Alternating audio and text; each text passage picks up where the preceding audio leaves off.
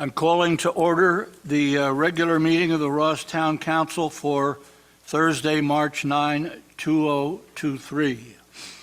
Has the agenda been posted? And are there any changes to the agenda that we need to announce? Okay. That brings us to item 3. Our honor, in this terrible weather, I'm not surprised, our honoree is not here, so we'll postpone that item until April. That brings us to open time for public expression. This is a time for members of the public who wish to speak to us on matters not on our agenda for a limit of 3 minutes. And I want to explain so that everybody understands we really want to limit things to 3 minutes. The lights down here will indicate to you when your time is about to run out and when it has run out. When you see the yellow light, please start thinking about winding up what you're saying, and so that you will have completed it by the time the red light goes on. With that understanding, do we have anyone, a member of the public, who wishes to address us on an item not on our agenda tonight?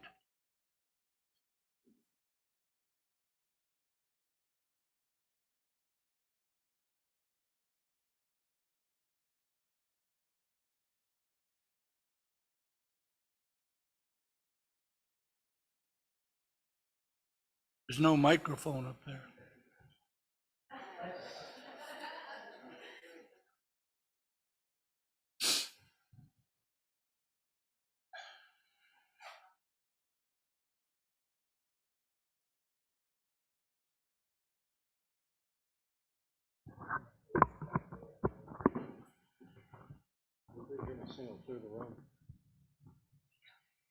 Hi, can you hear me? Yep. Hi, my name is Doug Ryan. I live at 74 Sir Francis Drake Boulevard in Ross. And I would just hope that as we have this meeting, we keep in mind item 1, provide transparency, consistency, and fairness in government through all the agenda items that we plan to cover tonight. Thank you so much.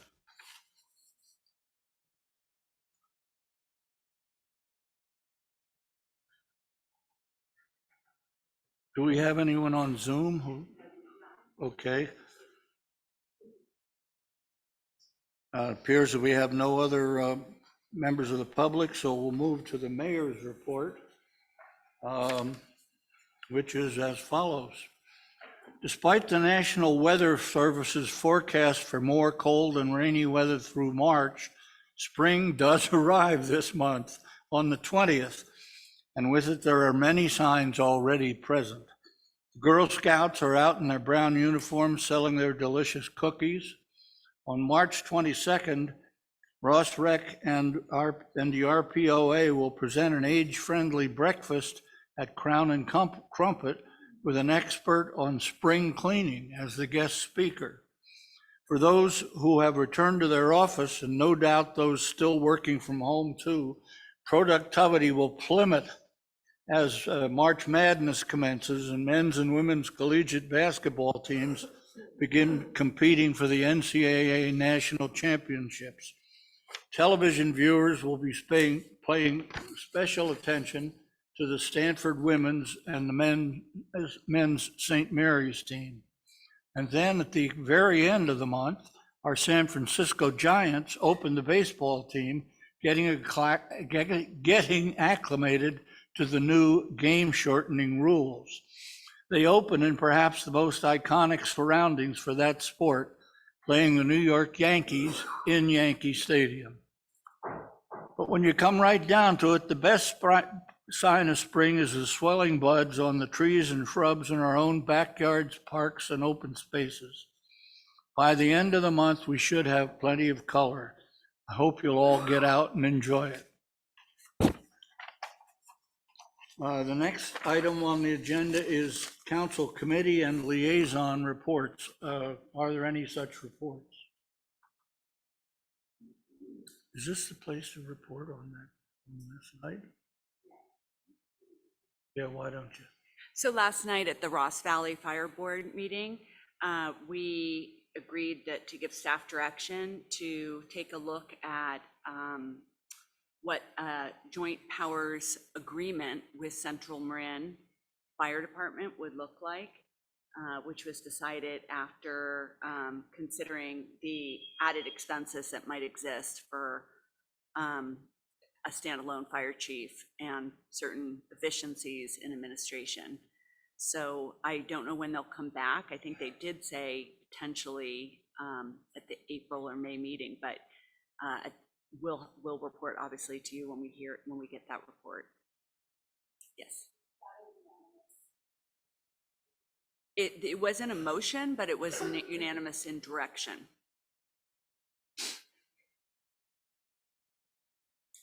Okay, we'll now move to, unless there's any other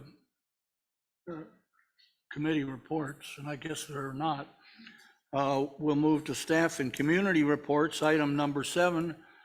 First on the list is our town manager, Krista.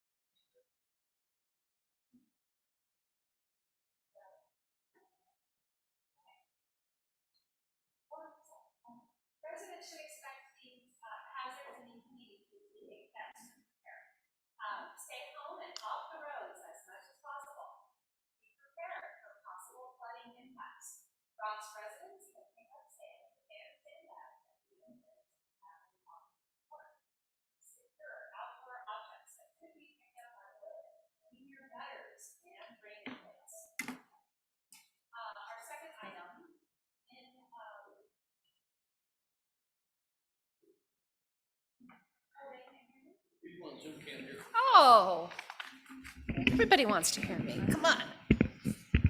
Hello. I'm woman. Hear me roar. Got it? We can hear you now. Great.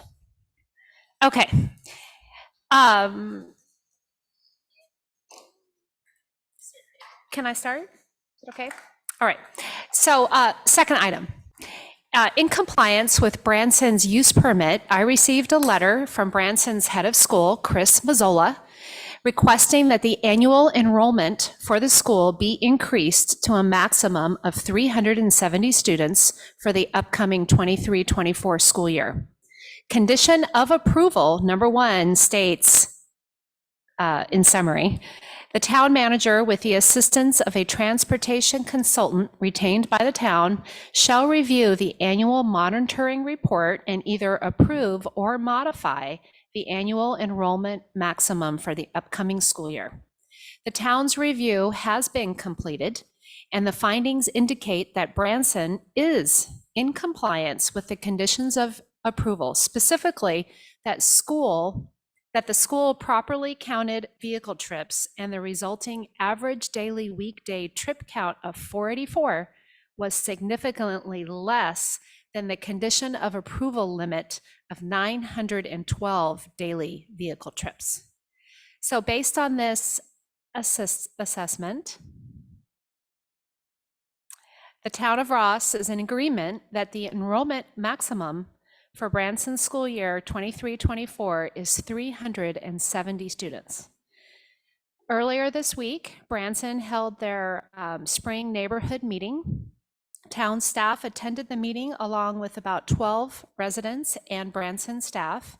The meeting included an update on how Branson is managing its traffic demand management plan, as well as a time for resident input. All of the residents complimented Branson on their management of traffic during drop-off and pickup and sporting events. The residents were also very happy with the speed in which Branson replied to any traffic-related issue or question. The third item is the town continues its program to revitalize the Ross Common landscape features and to add new amenities. A new three-way drinking fountain and a bottle filling station is nearly completed along the new pathway. And a newly refurbished backstop is ready just in time for Ross Little League to start. Over the next few weeks, the town will begin replacing the 2 older benches in the Grove area with 3 new, low-maintenance, age-friendly benches nearby along the pathway. Other projects planned for the summer include removing and replacing the old boxwood hedges along the perimeter of the field with a new low hedge and a new mini plaza entry feature to the field located in line with the crosswalk from the post office. And finally, I will hand this update over to Chief Pata to briefly talk about his e-bike and e-scooter collaboration with Ross School students and administrators. Take it away, Chief. Thank you. Is this on? So for about, first of all, good evening, Mayor Krool and members of council. For about the last year, the Ross Police Department's been working with the Ross School to try to help us find a solution on how to calm some of our e-bike, e-scooter, driving on the common and on the pathways, along with some conventional scooters and bikes as well. So one of the things we did is we sent some messaging home to the families, and the school was super helpful in helping us do that. Sent home the law and what you should and shouldn't do, and we got modest results on that. We didn't really get the kind of behavior change that we were expecting. So we followed it up by actually trying to work a little bit of traffic, and we quickly discovered that it's not so easy to stop these youngsters on their scooters. They're way quicker than we are, and by the time I turned around to tell them to stop, I wanted to have a little chat with them, they were already gone. They're ditched into the school. So and then the other part of it was, if you're in a car, it's even worse to do that. So I decided to get together with Superintendent Rice and Principal Lubomirsky to come up with a plan that might have a little more traction. So we decided to reach out and make this a project for the kids. So what the plan is in the next month or so is we've invited a group of kids from the Ross School to come to the police department. We're going to film a little public service announcement, and we're going to make that available, and they're going to show it in their homerooms in the morning. So we'll do that a couple of times, and then after we do that, we're going to go out and we're going to try again with trying to have some interdiction with our riders. And the plan is to reward the riders who are doing a good job, because there really are a lot of kids out there who are doing the right thing. So we want to acknowledge them. And the ones that aren't quite doing the right thing, have a little conversation about how they can be safer. From there, what we're going to do is we'll turn over the names of the people that have done such a good job to the school, and they're going to put them in for a drawing that they're going to have in May that's going to correspond with ride and I guess scoot to school day. And we've also, this actually, a lot of this came from the Safe Rides to School task force meeting that myself and Mr. Simonich has been helping me with. And he actually has done a great job of putting some new signage up so that people can see that it's not what we want. We don't want people scaring people on the pathway, and we want people to be a lot more respectful as they ride to school. So it's not all of our kids, but they seem to see a lot of it in the morning. So we'll do a better job of trying to get that hammered down. And finally, this program will start up once again when the school year starts in September. So this will have to be kind of a maintenance, ongoing thing that we're going to do. So that's what we have for you. Thank you. Yeah, you're welcome. Is Thank there you, a Chief. report from the Ross Property Owners Association?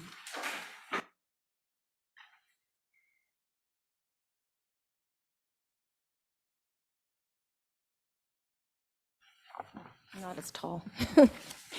Hi, good evening. Yes, so Elena from the Ross Property Owners Association. Quick update. We installed security cameras, we replaced the lock, and we trained the post office staff on how to use the security cameras after the recent break-ins. We're receiving the new downtown hanging flowers in April. We also installed a new walnut table at the post office. Our next Live on the Common is on May 12th. It's going to be at 5 p.m. to 8 p.m. We'll have food trucks, kids' activities, tables for residents to sit at, coordinating a meeting with the police and Ross Rec, and just to go through the details. We're also starting to think about the next 2 Live on the Commons in the fall. Those will come later. We ordered holiday garlands for the bridges, since those were getting a little bit old. We also started, again, the Leadership Council meetings that kind of took a pause during COVID. And the next meeting is in May. And we also are now handing out a new resident welcome kit at the post office for any new member of the community that moves into Ross, with a lot of information. We are also working on a project to add a shade structure to the tennis courts. From the Ross Auxiliary, their spring fling is Sunday, April 2nd. There's going to be music, bunnies, face painting, cookies. They're working on a wine tasting event for adults, and potentially including also members of the community, inviting them to the event as well. And we're also starting to think about Winterfest, and we had the ice skating rink last year, and we're starting to talk to Marine Art Garden Center about potentially collaborating with them on that. We had, for the age-friendly task force, we had our Valentine's Day luncheon, as Mayor Cole mentioned, and we honored all residents who are 80 and up. We had Branson Choir, we had the Cedars Art displayed, and Mayor Cole was an amazing MC, I heard. March 22nd is the next meeting. It's a breakfast, and it turns out most age-friendly people who attend the meetings are finding out about them through the RPOA newsletter, which it's been a good way to communicate with people. Thank you. Thank you. Next item is our consent agenda. There are 6 items on it. Does any member of the council wish to pull any of the items for separate discussion? Does any member of the public wish to request the pulling of any of the items on the consent agenda for separate consideration? Seeing none, we'll move on to item 9, which is public hearings on. I'll move to approve the consent agenda. Oh, sorry. Okay, moving on. We're moving to item number 9, which is public hearings. Oh, yes, okay. Aye. Aye. Aye. Aye. Okay, now we'll move on to public hearings. The first item is 9A, consideration of the approval of the project at 10 Southwood Avenue. Good evening, Mayor and council members. The applicant requests approval for design review and a variance at 10 Southwood Avenue. The project includes demolishing the existing carport between the main house and cottage and construction of a new pergola-style carport, as well as relocating the driveway and adding a new dormer. The project also proposes new landscape and hardscape throughout the property. That is all. Okay. Does the applicant wish to make, let me explain, the applicant has up to 15 minutes to present his or her case, should they wish to do so. They need not do so, and they may preserve part of that time for use after the completion of the public hearing. Does any member of the council have any questions for staff? I don't.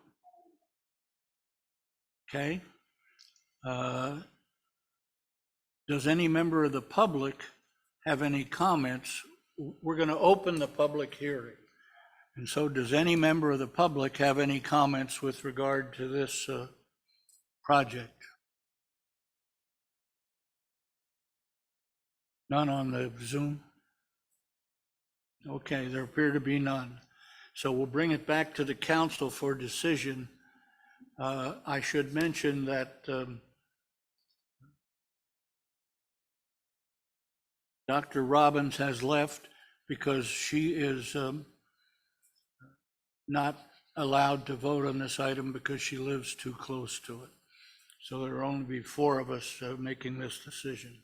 So I'll make a motion to approve resolution number 2292. Second.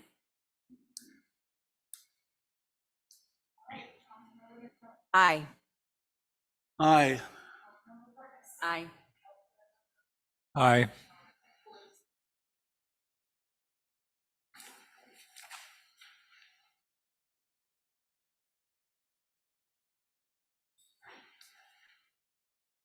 That completes portion A of our public hearing on planning projects and brings us to our administrative agenda, the first item of which is to receive the Marin County Flood Control District's presentation of the SAFER project and provide direction to staff as needed.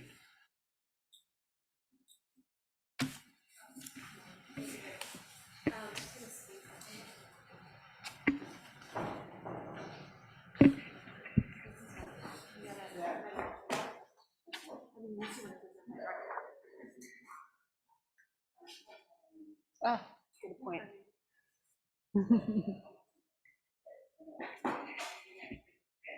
Mr. Mayor, it'll just be a moment.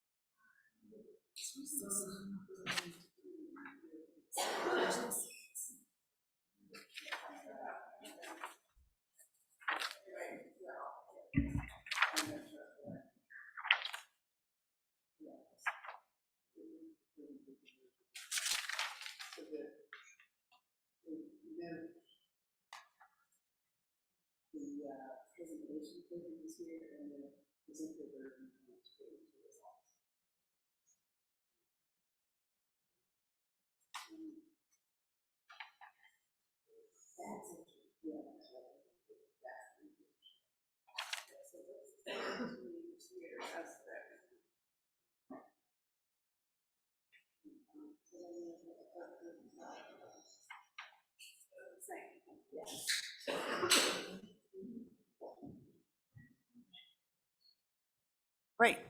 You ready? I'm ready. I'm going to just give a little introduction, if you're Okay. ready to go. Great. Yes. Okay, thank you so much for your patience. Mayor and council members, this item before you, number 10, this was placed on the agenda at the request of Mayor Pro Tem Breckus. Town staff invited staff from the Marin County Flood Control District to provide the town council with an update on the district's San Anselmo Flood Risk Reduction Project, its status, and next steps.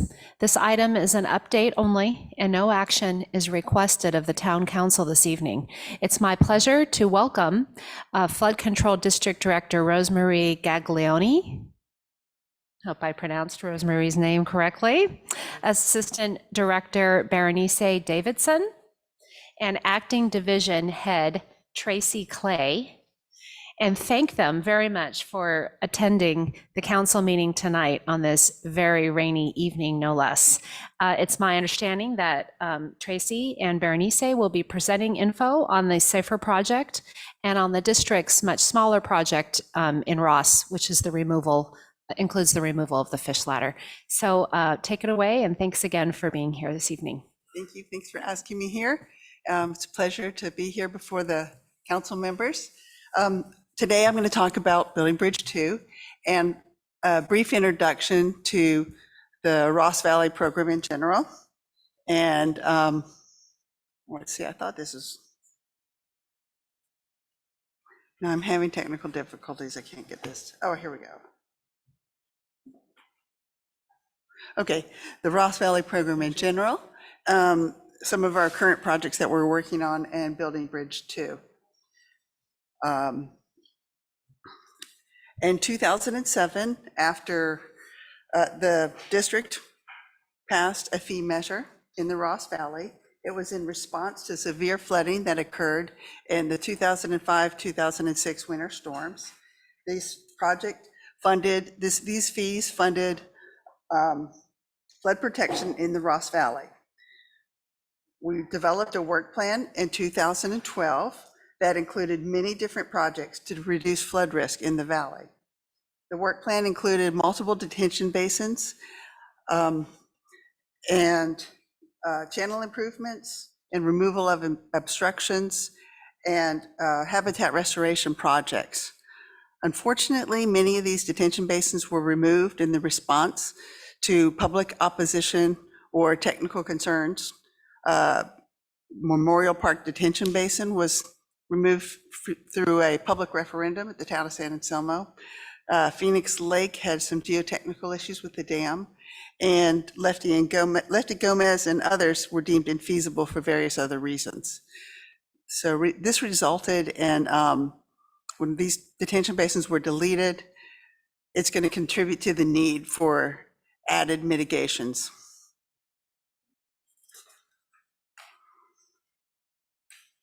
Sorry here. So now we're moving on to some of the projects that we're currently working on. There's two main project areas. The first one is Corte Madera Creek Flood Risk Management Project. That project has 5 components. You are probably pretty familiar with most of these. The first one is the fish ladder removal and restoration of Unit 4 channel improvements. That's the section of creek just below us here, just below Lagunitas Road Bridge. The next project is Frederick Allen Park Channel Restoration. And that was going to remove the concrete channel and replace it with a restored channel and do some improvements to the banks there. So you guys know that that project was removed from the program to allow the preservation of trees and a lot of the features that are near and dear to the town of Ross. The next project is the Granton Park Pump Station that provides some flood relief in the Granton Park neighborhood. The item number 4 is fish resting pools. There's a series of dugout pools along the concrete channel. It gives the fish a chance to have some relief when it's really low water levels in the channel, and we're going to enlarge those to increase fish passage along that section of the channel. And the fourth one is restoration of and removal of the concrete channel from Stadium Way all the way to the earthen channel at the end. Let me see, this is a little bit in my way here. Okay, so the fish ladder and Unit 4 improvements are in the design and permitting process. Construction is set to begin in 2024, pending FEMA approval. Frederick Allen Park, as I mentioned, we're not proceeding with this. A lot of the habitat enhancements have been, are going to be in other places downstream. We need to do that for our grant and our EIR requirements. The Granton Park Pump Station is in construction, and it should be completed in 2023. The fish resting pools are design and permitting is in progress right now. Construction is set to begin in 2025. We are working to secure additional grant funds for this project.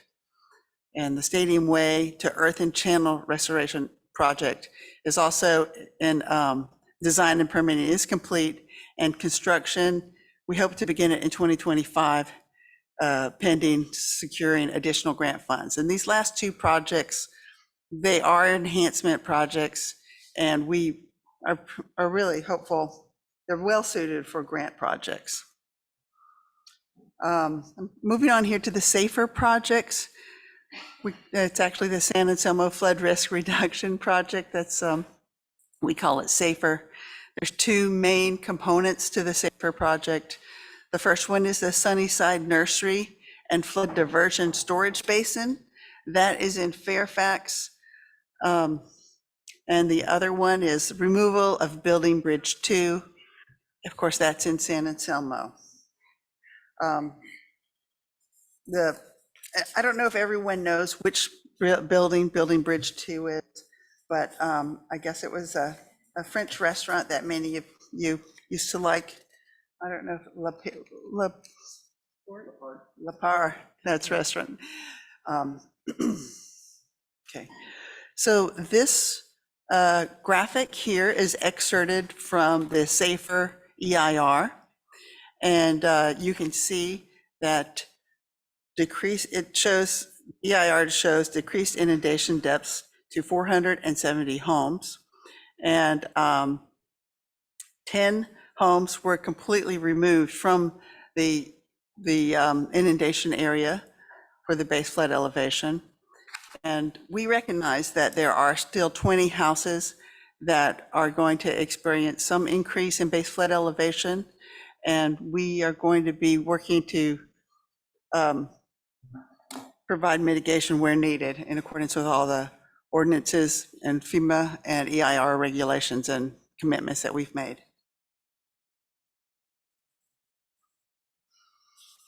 So the Sunnyside Nursery Detention Basin, the construction is substantially complete. It's actually a functional basin right now. The only thing, we're doing some planting for mitigation, but it's a functional basin as we speak. The second component is the removal of Building Bridge 2. It is 90% complete. As we mentioned, we're in progress with FEMA, and we are targeting construction for 2024.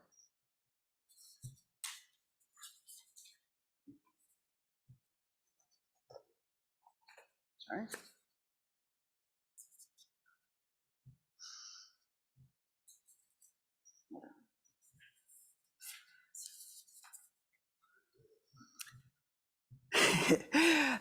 So Building Bridge 2, we purchased the property for removal with district grant funds.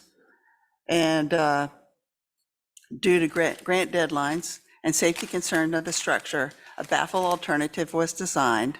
The baffle, the reason we designed the baffle is because it will reduce the flows in the creek down to a similar flow rate that the bridge obstruction reduced. And that allowed us to, that would allow us to move forward quickly with the design and construction of that project if we were in advance of doing any downstream mitigations. We were concerned about the structural integrity of the bridge and the timeline of the grant, and that's why we designed a baffle alternative. We're also moving forward with the without baffle alternative. We have 90% completed plans for that. And we have a certified CEQA EIR. We'll probably have to do some minor addendum for that. And we've also acquired permits, which might need some refinements pending the construction, some of the construction treatments that we do with that we'll get into bidding. And the upper portion of the building was removed in 2019. So with this, I'm going to turn it over to Bernice to discuss this slide. Yeah, thank you, Berenice Davidson, Assistant Director of Public Works. Before I go into the next steps, I would like to take a couple of minutes to go over the FEMA processes that are out there that we as local floodplain administrators need to abide by. FEMA, as you know, gave all of us different jurisdictions flood insurance rate maps, and that's the ones we use to regulate any type of construction that comes into our jurisdictions.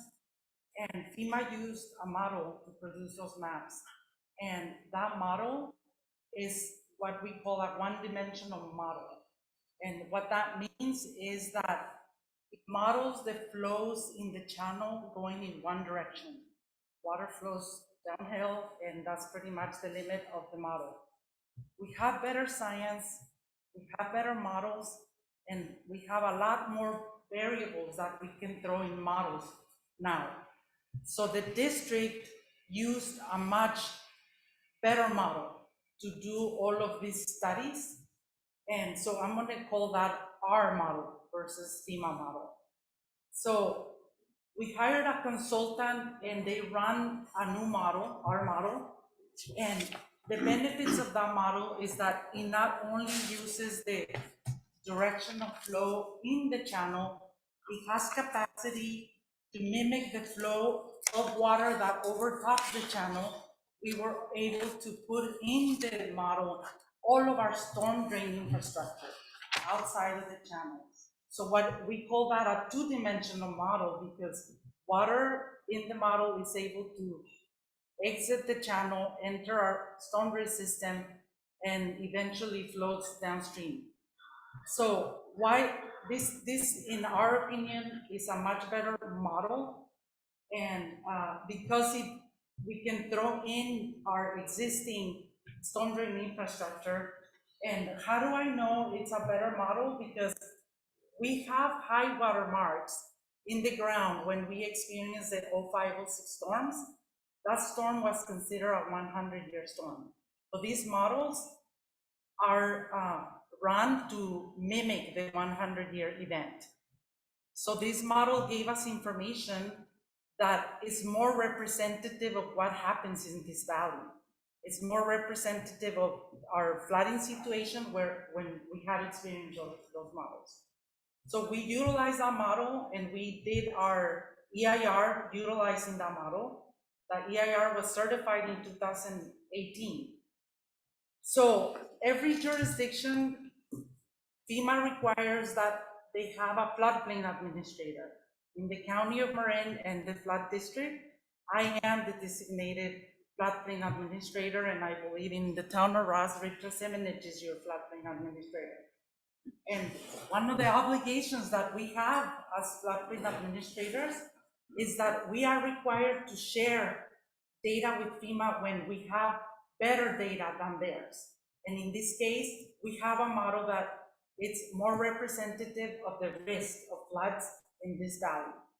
So we haven't yet shared that model with FEMA. So the process that exists for us to share that model with FEMA, it's called a letter of map revision. I can simply, I'm so sorry, this one's not working. Oh. I can go to FEMA now and say, I have a better model. Let's process a letter of map revision. FEMA hires their engineers to review all of the technical aspects of the model. We haven't done that because in addition to just the existing conditions that we model, in this situation, we have projects that we are implementing in the Ross Valley. So the other process that FEMA has is a conditional letter of map revision. And what that is, I get to go to FEMA and I get to say, we have a better model. And on top of that, I'm proposing some projects that are going to further reduce the flood risk in this valley. So before you revise the maps, FEMA, allow me to finish my projects, okay? So two situations happens when I'm doing projects. I get to tell FEMA, I'm gonna do my projects and I am not gonna raise in any way the base flood elevation anywhere or downstream of these projects. In this case, we cannot make that case because we already know, and you saw on the table from the EIR, that 20 parcels experience a rise in base flood elevations. And I'm gonna correct something that Tracy said. It's a rise in base flood elevation in 20 parcels. It doesn't necessarily mean that that base flood elevation touches the structure, okay? The models pick up parcels, even if a sliver of your parcel is touched by the new base flood elevation, it spits it out as an impact to mitigate. So because I can't go to FEMA and say, I'm gonna certify a no rise, I'm gonna go to FEMA and I'm gonna say, I am doing these projects and it benefits 480 parcels. However, I need to have mitigations for these 20 parcels. So my next step is to have a conversation with FEMA and finalize the conditional letter of map revision. And I get to discuss with them parcel by parcel the mitigations that I would propose. And we are going to mitigate. The mitigation measures are identified in the EIR, and the mitigation measures are also in our floodplain ordinances. The county has a floodplain ordinance, so does the town of Russ, town of San Anselmo, and all jurisdictions that are participants in the National Flood Insurance Program. There is no way that I would ever do anything that would jeopardize our good standing with the National Flood Insurance Program with FEMA. That is not going to happen. So going back to the slide, the next steps for me is, the next steps that the district is recommending is to engage FEMA, because ultimately their engineers are going to have to agree with our model, and they're going to have to agree that we use the best engineering practices available. They're going to have to check that we use the topography that exists in the valley, and they're going to check that I mapped our storm drain systems the way they exist on the ground. And they're going to review the mitigation measures that the district will be proposing. And that's the next step. We will most likely have to revise our existing permits with the agencies, because since the model was run in 2018 to certify our EIR, there have been some revisions to the scope of work, mainly with the removal of Building Bridge 2 and the work that we're going to be doing on the embankments on the side. We are in conversations with the town of San Anselmo on how to accommodate their future plaza area. And they are asking to work with them and seeing how we can incorporate those changes and capture the same process with FEMA and incorporate all of the scope of work at once, which is preferable by everyone. And the next step after this conversation with FEMA is to meet with every single property owner. Can you share the next slide, Tracy? And the conversations that we will be having, yeah, that's it. With each of the 20 properties that experience a rise in the base flood elevation, we're gonna have something similar than what you have on the screen. And it's gonna be their home. It's gonna be the elevation of the first floor, basically the bottom of the door where you step into your house. It's gonna have the base flood elevation before I remove the bridge, and it's gonna have the base flood elevation, did I say before? Anyways, before and after I remove the bridge. Based on how that changes, it's gonna dictate the type of mitigation that we would be proposing. So I just wanted to briefly go over that process. And obviously the final step is to actually implement the mitigations and then go and remove the bridge, okay? I wanna emphasize what Tracy mentioned, that we do have a baffled design, and the reason we have a baffled design is because one of our grants was due to expire at the end of 2022. And we also became aware of structural integrity compromises in that structure, and we have a sense of urgency to remove it. And so in order for us to buy more time and do appropriate mitigations, the baffle would have to be installed before we remove the bridge because that causes no rise. And since then, we got an extension to the grant to the end of 2024. And therefore, we believe that we can take down the bridge after doing mitigations without having to spend funds in installing the baffle because that brings no reduction in flood risk. It simply mimics the existing flows that are there now. So with that, I'll open it to questions. Okay, and thank you very much.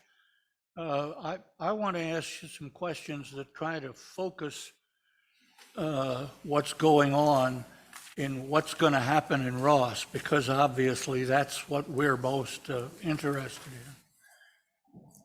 You currently are working on the SAFER project, which is San Anselmo's project, is that right? Yeah, the SAFER, what we call the SAFER project has two components. It's the basin that it's already built in operation in Fairfax, and it's the removal of the bridge, which is considered an obstruction to the flow. Okay. Those are the two projects.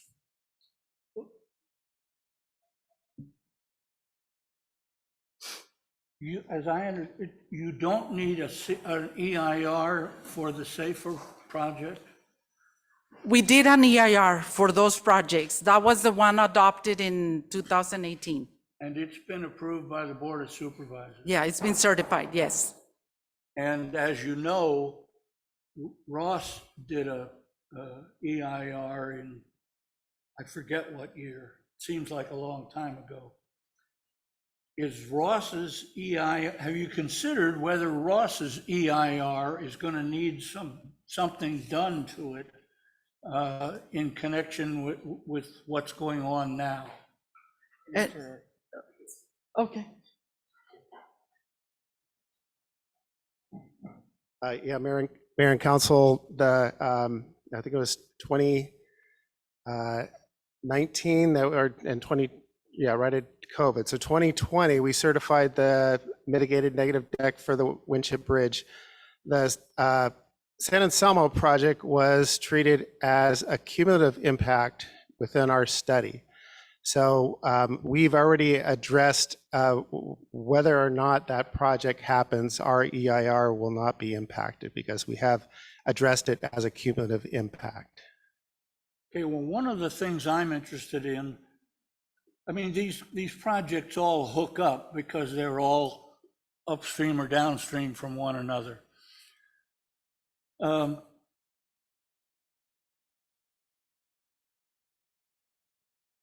Sure, our the Ross EIR was also approved by the Board of Supervisors, is that right? I'm not sure what you mean by the Ross EIR. That's the Corte Madera Creek Flood Risk Management Project where we had the Frederick Allen and Fish Ladder. Yeah, that's been approved and certified. At some point in this process, well, since I think about 1960, the United States Corps of Engineers has been, to some extent or another, a partner in what's been planned for Ross. At some point, and my memory fails me a little bit, but at some point after the Ross EIR, the Corte Madera, what should I call it? The Corte Madera Creek EIR? We call it the Ross Project. Called the Fish Ladder EIR. What is it? That's not what I'm talking about. Oh, flood risk management. Call it the Ross Project. That's a pretty common name. Okay. You understand what I'm talking about when I say the Ross It's Project? this project. Okay. The project on the screen. At some point, the Ross EIR included the intention of the Corps of Engineers to build two big tunnels that would run from the creek out to Sir Francis Drake and down Sir Francis Drake to somewhere downstream below the Lagunitas Bridge and then let that water back into the Corder Creek channel, correct? That was an element of the first EIR that was presented by the Corps of Engineers, which then the Corps of Engineers backed out of the Ross project. So that's no longer on the table in any way, shape, or form. But what I'm trying to get at, somewhat clumsily, I guess, is is there any planning now to protect the area of the creek that runs along parallel to Sylvan Lane? I can say right now that the two projects that we mentioned and we outlined today are the only projects that we're working on, actively working on at the district. Okay, so there's no plan right now to provide any protection to Sylvan Lane. That true? Yeah, there's no physical improvements along the banks at Sylvan Lane proposed in any projects that are currently on the table with the county. Okay, and I'm just a layman, a dumb old lawyer. But yes, go ahead. I think to answer your question, I would have to go to the model and look at Sylvan Lane to see the before and after, if it's impacted, and I just don't have that. Well, I'm fairly I'm fairly confident in saying that there was this part of the EIR, and then somehow the Corps of Engineers withdrew. Isn't it true that the Corps of Engineers right now plays no part in the planning of what's going to happen for Ross? Not in our scope of work. Well, who else is going to work in Ross other than you? I mean, I want to find out what's going to happen in Ross. And is what you're saying to me that there currently is no plan in your scope of work to do anything about the portion of the Ross Creek that runs parallel to Sylvan Lane upstream of the Lagunitas Bridge? There's nothing being planned for that area right now. Is that correct? I have to look at the map. I'm sorry. Yeah, I don't know. we're talking about two entirely separate projects that, but although they are being proposed by the Well, I'm trying county. to talk about the Ross project. Yeah, What's going to happen to us? So that's, we have someone from flood control on Zoom that can speak to that. But part of Tracy's presentation did talk about what's happening with the fish ladder and the channel improvements upstream of the fish ladder. That's the only component in Ross that's proposed by the county, the removal of the fish ladder and a little bit of channel improvements. Okay, but the removal of the fish ladder stops before you get to the majority of the Sylvan Lane portion, correct? That's correct. Okay. May I say a few words if anyone can hear me? I can't hear you. I have Joanna Dixon from the county on Zoom who would like to respond. Okay, well, I'll let that in, even though it's kind of not our process. Joanna, can you help us with this? Hello, Beach. Can everyone hear me all right? We could hear you better. Okay, I'll try to speak up. As far as I know, I have all my settings as loud as they'll go. I just wanted to point out that there are elements within the Corte Madera Creek Flood Risk Management Project that we're looking at on the screen here that do benefit the properties along Sylvan Lane. The primary one being the removal of the wooden fish ladder structure will allow more water within the concrete or within the natural channel to be able to flow in an unobstructed way downstream into the concrete channel. So that will be a benefit to Sylvan Lane properties. And the other benefit is that immediately downstream of the Lagunitas Road Bridge, we will be installing a rock grade control structure in the bed of the channel, which will help to give us some insurance that the bed of the creek won't continue to erode in a downward manner, causing excessive erosion or scour to those properties upstream of the Lagunitas Road Bridge. But there is no, if I understand you correctly, and there is no plan specific to doing anything in the Sylvan Lane area of the channel to enlarge that channel. You can't enlarge the channel, correct? Correct. There are no current plans to enlarge the channel upstream of Lagunitas Road Bridge. The only work that was initially proposed by the EIR was some grading in the stream bed and the bottom of the creek to adjust the stream bed to a nice smooth slope from just upstream of Lagunitas Road Bridge down to where the existing fish ladder structure is. And we minimized the necessity for that by adding the grade control structure under the downstream end of Lagunitas Road Bridge. Okay, thanks.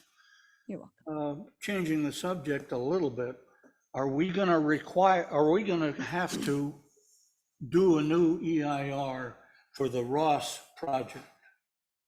No, Even though that included work by the Corps of Engineers, which is now not going to occur? I mean, let me start by asking that. Isn't it true that we're not going to build these 2 tunnels that we're going to carry water around the Sylvan Lane area? Joe, can you respond to that, please? Yes, here I am again. The original U.S. Army Corps of Engineers EIR was what included the alternatives that would have sent a bypass water through tunnels under Sir Francis Drake Boulevard. And that project did not move forward. It was not supported, so it was terminated. And at that point, the project shifted to the flood control district's leadership. And we then at that point had to do a new EIR. So that's what happened between 2019 and 2021. So this new EIR addressed all of the components that we're looking at on the screen here. It considered the trees in Frederick Allen Park, even though we're not doing that portion of the project either. So it was more encompassing of everything it considered than now what is actually planning to move ahead. Okay, so it's your belief that other things that are being done in the SAFER project and planned for the Ross project will take care of mitigating the Sylvan Lane area. Is that correct? That's my understanding, yes. What did you say? That is Joe's understanding online. She described some benefits to Sylvan Lane with the scope of work that's being done. Okay. A question, Mayor. I thought on the agenda, we are supposed to receive a Marin County Flood Control District's presentation on the SAFER project and provide direction to staff as needed. So I'm not sure why we're discussing the Corte Madera Creek issues. I know the flood control staff brought it up, but I think we're here to just focus on getting a report and hearing what's going on with the SAFER project. We've already done our own project. We've already done our EIR for the fish ladder and, you know, the slope below the Lagunitas Bridge. So in my mind, based on what's on the agenda, I think we should just confine ourselves to hearing the report and taking public comment and leave it at that. I have some questions as well. Okay, why don't you ask your question? Thank you. The new modeling that's been done, can we receive a copy of that? Yes, That currently exists? yes. And who is the engineering company that did that modeling for the flood district? Stetson Engineers, And they did were the- on contract with us. And they did the prior modeling for the EIR, correct? Same Yes. company? Yes. Yes, And so did their modeling change between the EIR and this new modeling? there's no new modeling. It's just the FEMA model and our model, the one that Stetson ran for the EAR. So for there's the, There were- Go ahead, Tracy. That we will be changing it to update, to show minor modifications in design features that have happened since from when the project description in the EIR to what we actually designed now. For example, Building Bridge 2 originally envisioned having both channel banks, the concrete walls removed from both channel banks and both of them laid back in a to form a trapezoidal channel. The new design has one concrete wall and one earthen channel bank in a, laid back. So those are the kind of things that we're going to have to redo. That's the only new model that we're going to have. It's going to be very similar to the old model with just some refinements. well, what I was understanding you saying is that separate from design changes, and that's how I think of that as a Yeah. design change, there was a modeling change that modeled differently, if I understood you right, maybe I didn't, that modeled how the water goes down the channel and what the impact is downstream. And I understood you to say that originally, with the EIR, there was one set of assumptions and modeling done. And now that has been updated with additional information, including stormwater and the 100-year high mark that you located. And so you have updated what the impact is of the downstream.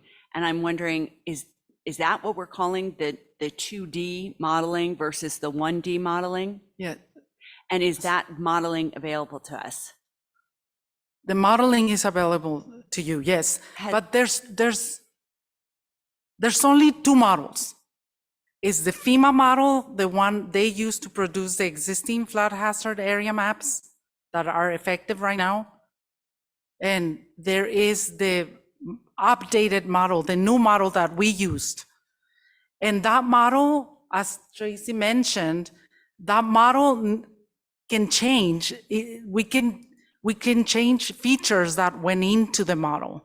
So when we did the EIR, as Tracy mentioned, we used that model. It just had the channel like this.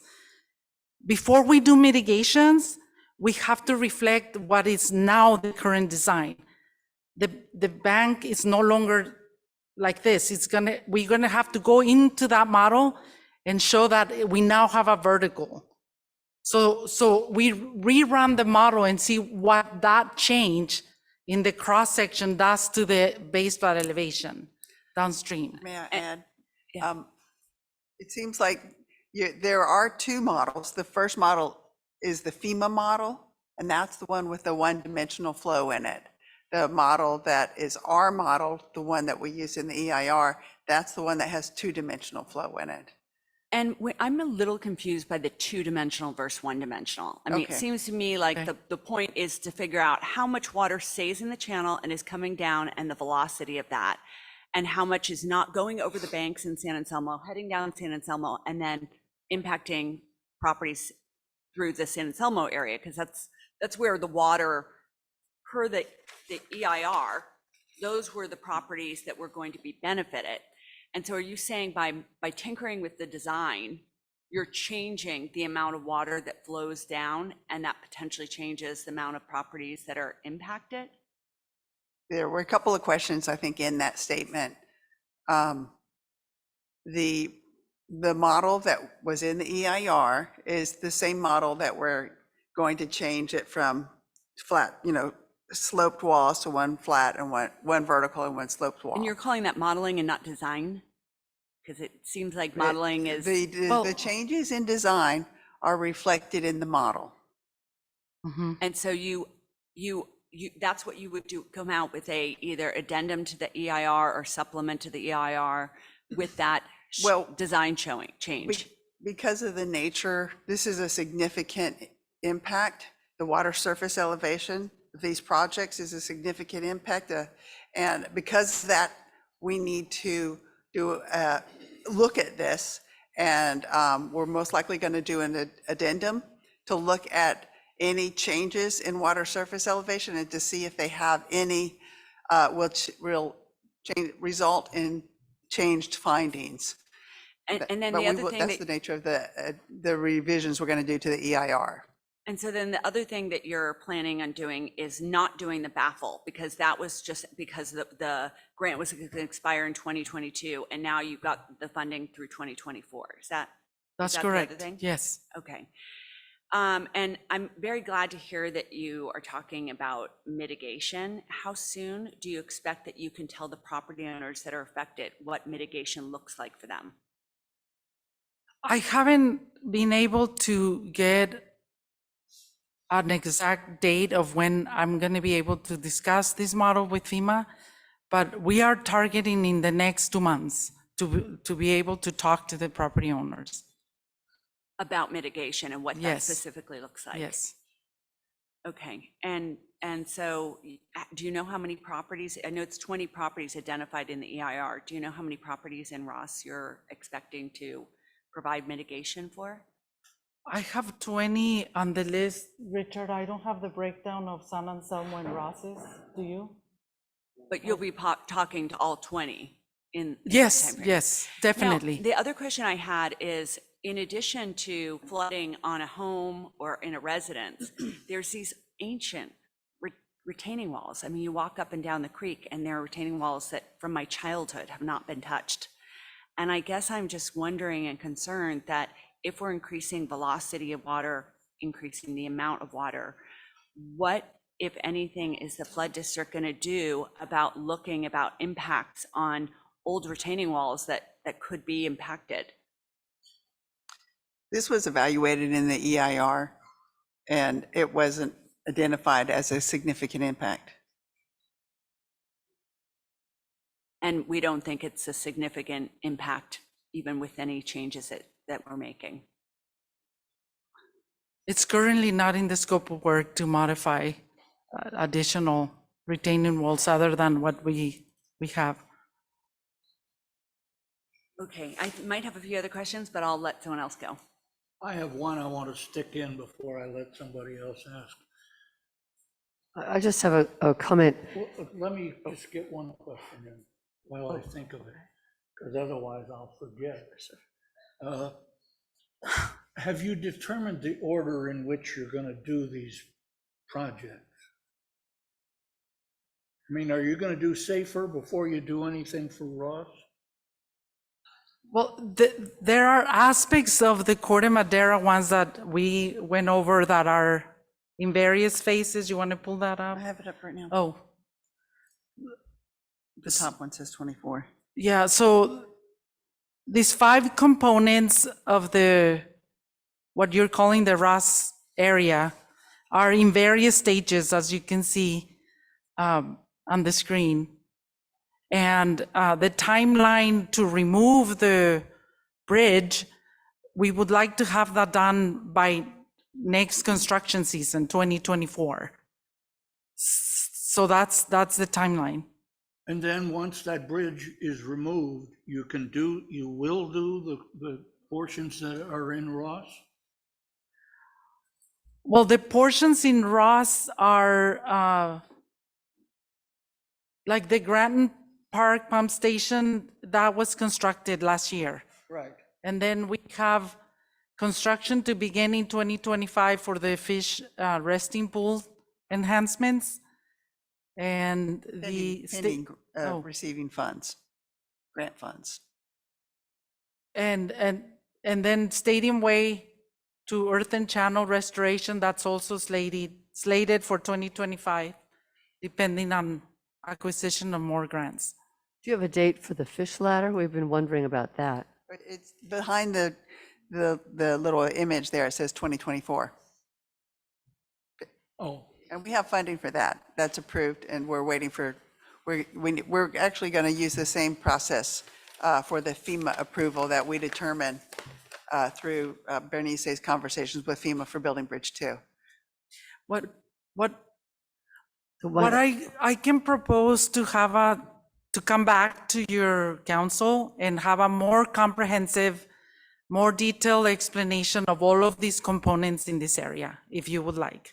well, I think what we would like is to know what's going to happen in Ross and when it's going to happen. Whether that takes a separate visit, I don't know. I'm not sure offhand. I just had a comment about, as Julie pointed out, what tonight's agenda item is to hear about the SAFER project. And my understanding is we're simply listening and we're not endorsing or approving or disapproving. We're just hearing. So Ross isn't saying, yes, we agree, or mitigation is fine, or no, we disagree. We're simply listening to where the status of the SAFER project tonight. Is that correct? That's correct. Okay, thank you. Yeah, and just to follow up on that, I'm not sure why we would want the modeling for the SAFER project. I mean, I want the modeling for the SAFER project. It's a number of Ross residents that are being impacted by that project. So we are an interested party because of the fact that, if we had Phoenix Lake crashing down on properties, notwithstanding that that's MMWD property, we would be interested in wanting to know what's the impact to Ross residents. It's the same thing. We have San Anselmo water coming through to our properties, and it's not unreasonable to ask for that.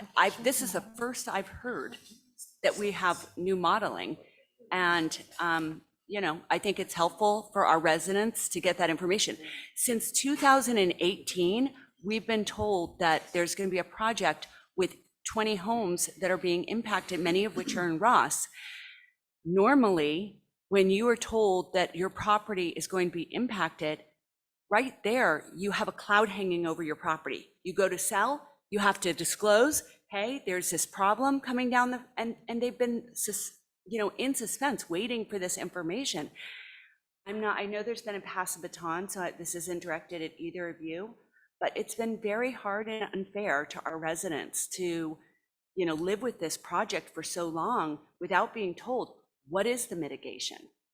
What's happening to their property? If they sold, they would have to disclose. I think there would be a value of impact to these properties. You mentioned that the EIR talked about the mitigation. I don't see that in the EIR. Can you please tell me where in the EIR? Yeah, I'd be happy to send it to you. I'll send you the section that talks about the mitigations. I would like that. Thank you. I guess I made the comment because the implication about receiving the modeling is that the town of Ross has somehow some control or jurisdiction over the modeling, and we don't. I don't agree that that's true. If they were going to do a project that was going to flood the town of Ross, what would we do? We would be talking to our attorney and asking what are our options. I'm not suggesting that we're at that point at all, but it is a relevant project because it affects Ross, the town of Ross, and affects Ross residents, and certainly is something that we should be interested in, particularly when I see a San Anselmo council member saying that Ross has blessed this publicly in an IJ article when we did not do that. Right. It is important for us to get out to members of the public that we are getting this information in real time and we're trying to react, and we appreciate that this has been hard on residents, and we're doing what we can to request the information. This is our funds, our tax funds at work too. So I think it's a fair question, and I am certainly interested. I mean, if the council doesn't want to see the map modeling, but I think many residents would, and I think it's fair for us to ask for this information. And I agree that, you as an individual and people as individuals should look at the modeling. It just makes me worried and concerned if the town of Ross is looking at the modeling and somehow getting involved in the modeling. And maybe this is a good time to ask our counsel, who I think is on Zoom, what his view is in terms of, are we following the agenda item by having a passive, are we acting in a passive way, hearing this report, or are we, crossing the line and getting more involved than we should be on this agenda item? Well, I think it's Ben Stock, your town attorney. Hopefully you can all hear me. We can definitely talk and ask questions of staff, and in no uncertain terms, are we somehow approving the modeling? That's abundantly clear. This is not a town project for us to approve. So I think the intent of asking to have the modeling available, it's really to make it available to the public, not necessarily to the town of Ross. So I think it's fair to ask that question, and fair to ask that question to have that information be made available. but not for it to be made available so the town of Ross can analyze it as the town and either approve or deny the modeling.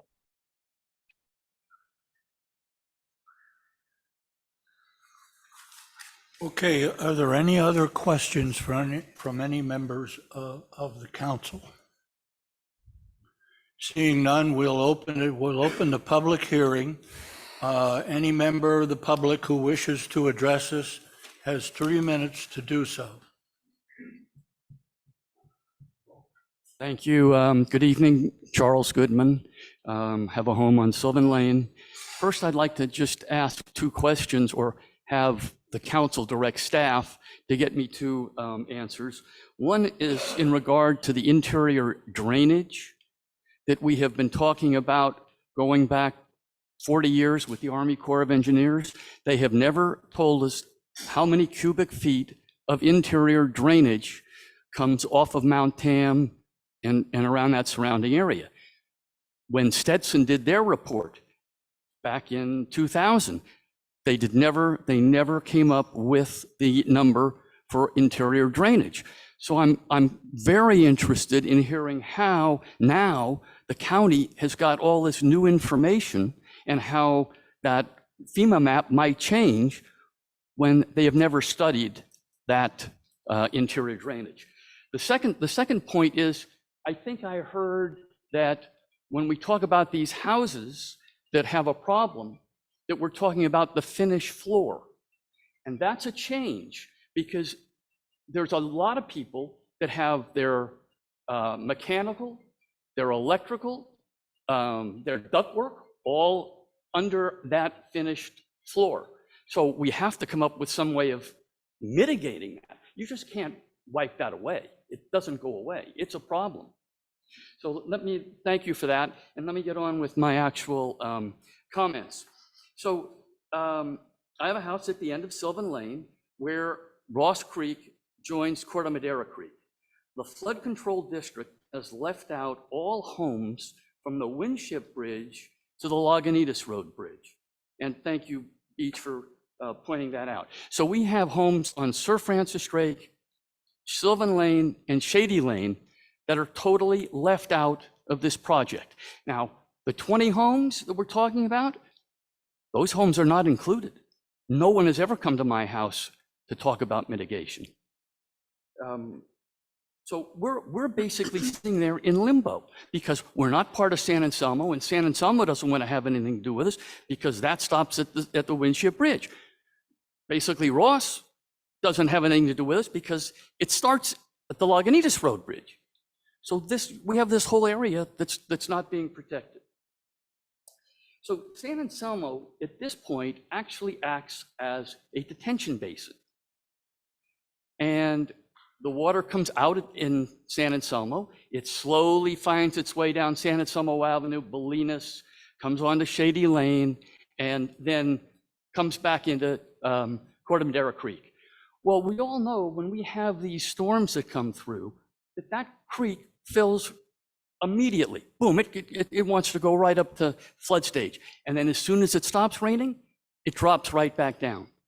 So I'm really concerned about the statement that is in the report that the staff says that the consequences of reducing overbank flooding from a safer project is that more water stays within the bank of the Corte Madera Creek, thus increasing the water flow surface elevation within Corte Madera Creek between downtown San Anselmo and the Sir Francis Drake Bridge, potentially causing residential homes in both San Anselmo and Ross to flood.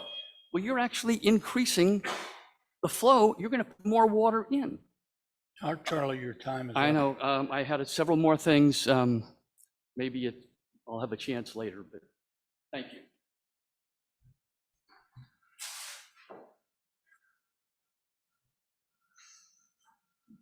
Hi there. My name's Samantha Hobart. I live at 78 Francis Drake. I just wanted to know why you would ever consider doing work upstream without doing the mitigation measures downstream first. We will be doing mitigations first. I believe you said today that you're willing to start upstream in order to meet your budget requirements prior to doing the mitigation of my home. So you know, I'm sorry, just Oh, I thought Go they were ahead. questions.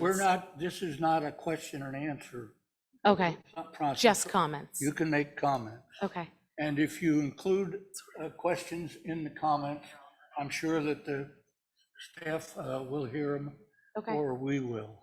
Okay, so then I guess I'll just emphasize and stress that I think it's important to make sure that the mitigation is complete downstream prior to increasing the risk to the residents in Ross downstream. I don't know who would be willing to accept accountability for any risk or damage that happens prior to doing that mitigation. It doesn't make any sense to me. And I'd like to know exactly what the mitigation measure is on my property. I've seen anything from like raising my home to putting a flood barrier around my home.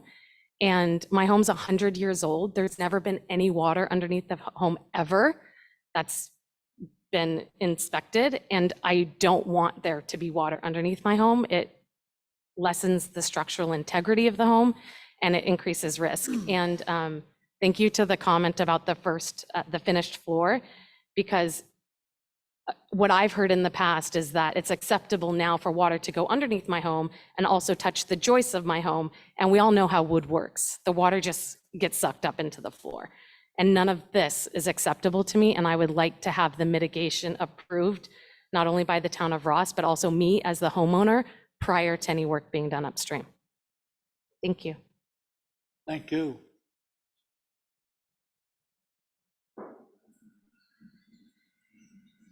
Hi, my name is Doug Ryan. I live at 74 Sir Francis Drake. Contrary to what some people think, my house is in the town of Ross. It's not just Sylvan Lane. And my house is going to flood as a result of this project. We have documented, the county has even acknowledged, that the water at my house goes up 2 inches.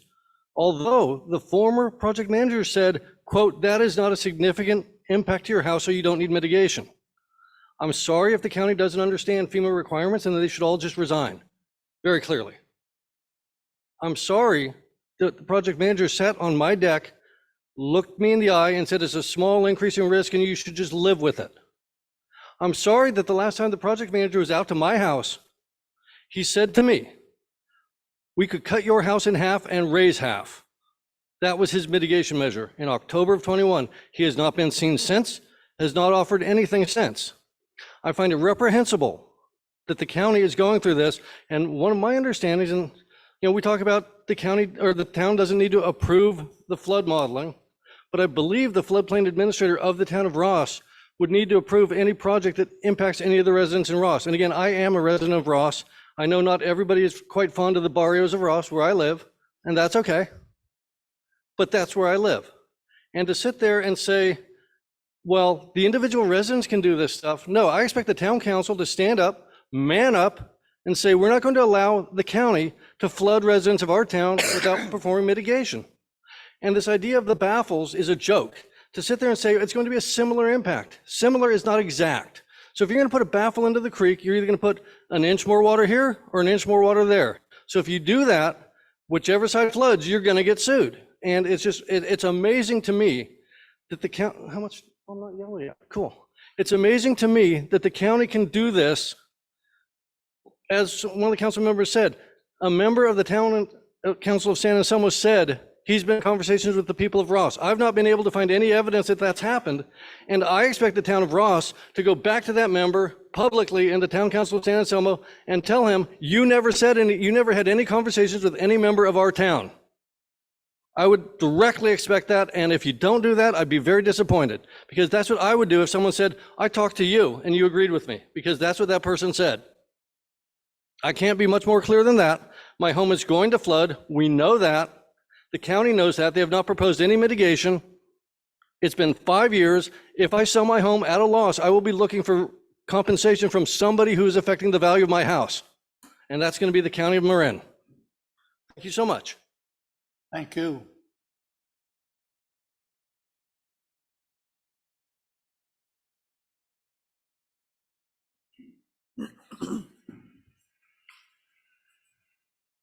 nobody came forward, I'll take my turn. My name is Jeff Crute. Good evening. I've been before you, this council, not this particular one, many times as an architect, which is my profession. I'm a 44-year resident of San Anselmo, not of Ross. I'm actually a former mayor of San Anselmo. But I'm here this evening because I'm a resident of the Ross Valley, as you all are. I've listened to the presentation by the Marin County Department of Public Works. I don't think you will be doing Ross residents any favor or any benefit by supporting this most expensive project that they've been working on. And the reasons are, number one, of course, if you lessen the restrictions of flooding, it will increase flooding here. And this thing about 20 houses at one point, and then someone said 4 houses, but I see it doesn't include Sylvan Lane. It doesn't include Shady Lane. I know Redwood, because we remodeled the house in Redwood, that was in the floodplain. I'm almost certain this building's in the floodplain. All of these places, when another heavy rain hits, are going to have an increase of 1 inch or 2 of water. And of course, this is wide open for lawsuit city. The other is, I just want to say, residents of Ross tend to use downtown San Anselmo as a kind of their commercial district. And we have wonderful restaurants and shops and so forth. And over the last couple of years, the town has closed San Anselmo Avenue on Friday and Saturday nights. This plaza that they call Building Bridge 2, where what was it, Laporte Restaurant used to be, and some other businesses, has been open. And it's really been wonderful for the community and for the restaurants. And a lot of those people, I've talked to the guy who owns the new Keats Hall. It's a restaurant that's been open for about a year. He's extremely upset about what would happen if this what we call the plaza is demolished. I mean, it'll hurt his business because people won't be able to get to enjoy it. And it also, there'll be construction vehicles in the street all summer long. I mean, it's going to be a disaster for most of our local businesses.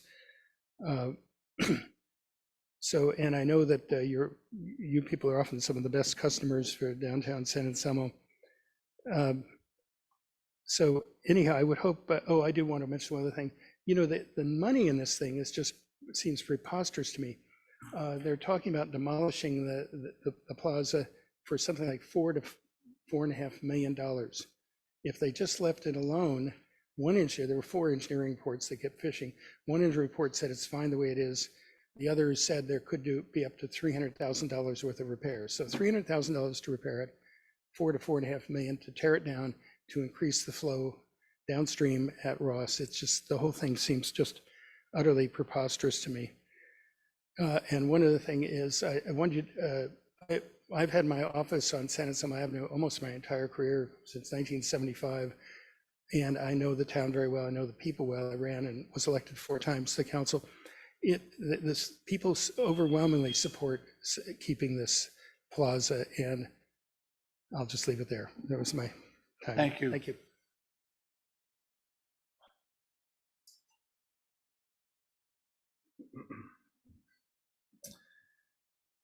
Hi, my name's Ross Asselstein. I come in the cover of night from San Anselmo to speak here. I'm only a little bit embarrassed that there's going to be people that are from Ross that will speak on Zoom after me. I wanted to, not come here and tell Ross what to do, but make comment because it is a project that affects everyone.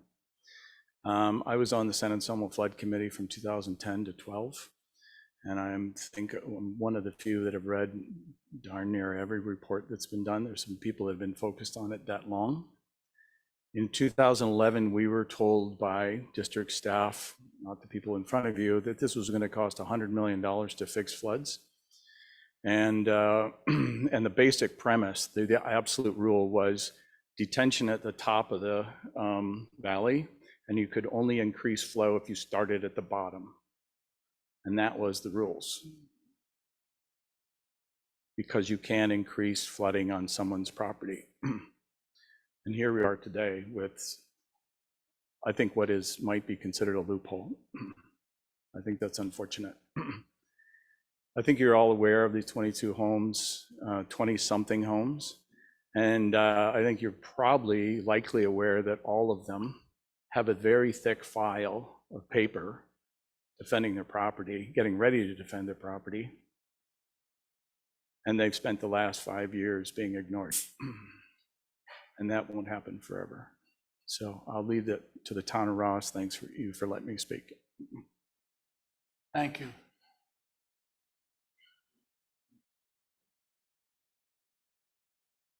Is there anyone else who wishes to speak? We have some citizens on Zoom that would like to speak. Okay, one moment.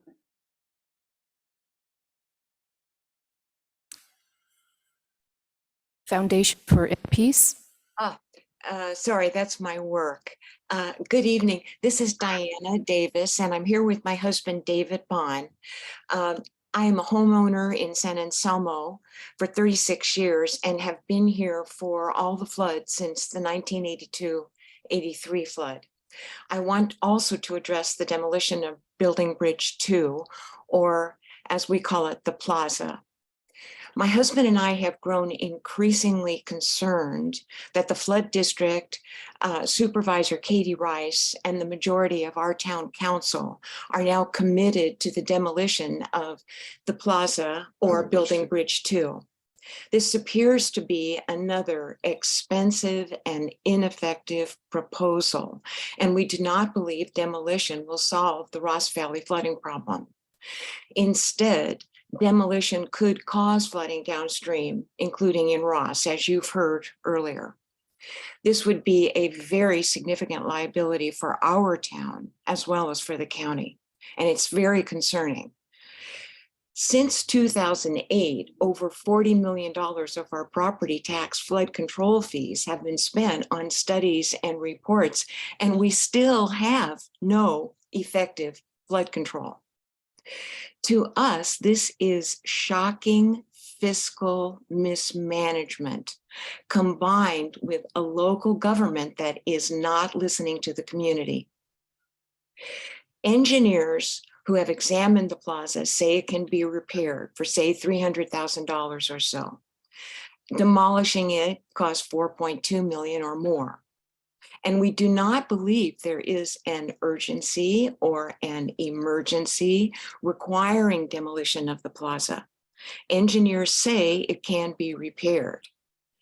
The flood district, Supervisor Rice, and the majority of the town council have a history of favoring ineffective and extremely expensive flood control proposals for San Anselmo. And so far, they have been defeated at the ballot box. And that includes Memorial Park, where the plan was to dig it up 16 feet deep to make it a detention basin when it was not located in a way that would make it effective.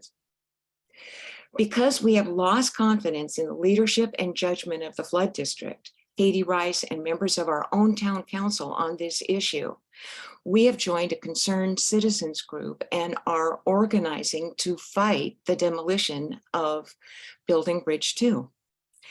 We see it as a face-saving effort to justify the money that's already been spent, and at worst, a move to avoid repayment of the Department of Water Resources grant if the plaza is not demolished. Anyway, we are lining up. Thank you. Thank you.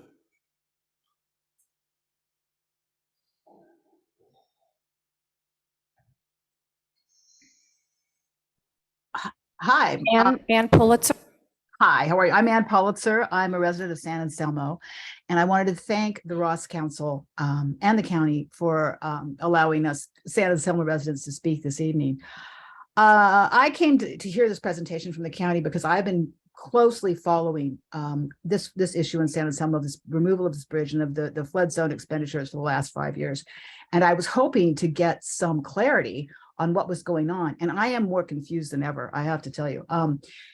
This entire project has been buried in obfuscation, misinformation, partial truths. And I am trying to track down for all of us and for the people in Ross, because what happens in San Anselmo with water, as one of your council people just said, is totally going to affect you.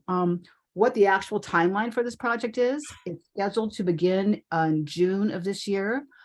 I was unclear from what was said if it will be running, removal starts in June 23 and it finishes by 2024 when the grant ends. I'd like to, if you could address that to the council, the county, that would be great. I would like to know if you actually have funds for mitigation. FEMA requires, and they've made this clear to the county since 2014, that plans and money for mitigation be in line and mitigation be in place before the bridge structure comes out. No one's talked to these 20 residents down there with properties that are affected. The county has said we have funding. Yes, there's funding for the bridge removal, and I think there was funding for the baffle. There is no funding visible for mitigation. If the county is busy trying to apply political pressure to get around the FEMA requirements, we should know that, because in this time of increased atmospheric rivers, rising ocean levels, and even, the government has said underdrawn FEMA flood maps, I don't think that's a good idea to fiddle with some of that stuff. So we want to know that. You speak of a new model. Are you referring to the 2020 Stetson model that superseded the 2018 model? In that it said there was mitigation to be done. FEMA again says Sorry, your time is up. you have to provide that mitigation before you do this. And Ross Council, please do your own research on this. Thank you.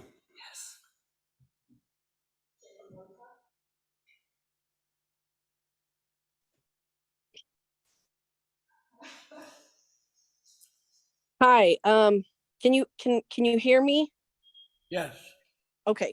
My name is Jennifer Mota, and I'm the owner and resident at 82 Sir Francis Drake Boulevard in Ross. First of all, thank you for this presentation, and thank you, Mrs. Breckus, for asking the questions that you were asking, as I have the same questions you do, and I wish you could have asked more questions. Just really brief overview of my journey with this whole project. In 2018, when the EIR was finalized and approved, I was told, and I was sent a flyer in the mail saying I was going to receive mitigation, my home was going to receive mitigation. Then 2 years later, in 2020, a February memo was posted on the Flood District's website, stating that my home would now not be receiving mitigation because of the full first finished floor wasn't going to be affected. And there was a Zoom meeting in which I was present and many other of my neighbors and members from the flood district. And when I asked them what FEMA had to say about this news, was Liz Lewis said, that they hadn't talked to FEMA yet about it. So then I called a gentleman named Michael Hornick with FEMA, and I was sharing with him my concerns over this project and how my house was going to flood and be put in harm's way. And he told me that I should look up the floodplain ordinances and that I would see that there's a rule that says that there can be a no rise, 0-inch rise in base flood elevations at my home if anyone is doing any work in the floodway, which removing BB2 is. So now I'm being told mitigation is going to be provided, but I don't know what that is. No one's, like a year and a half ago, Hugh Davis came to my home and kind of spoke sort of about mitigation, but didn't give me any solutions or any plans, said they would be in contact again, haven't heard anything. So as a homeowner who is being negatively impacted by this project, I'm extremely concerned at this point. I have no faith in what the Marin County is doing to save and protect my home. And I just wanted to make that very clear that there are no plans for mitigation. They say that they're going to mitigate before they do this project, move forward with removing the structure, but I don't see that happening. And earlier on in this presentation, the presentation that they gave, I think it was on the second slide, it said that they're working on plans to remove BB2 and it's a 90% completion. Sorry, and your time is up. Oh, just really quick. And then underneath it, it said mitigation on hold. And Your time is up. Okay, sorry.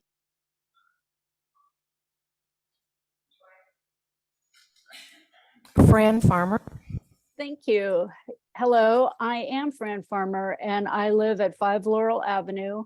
I am here to express my concerns regarding the county's plans for flood mitigation at Creek Park and building Bridge 2 in San Anselmo, which will directly affect some residents of Ross.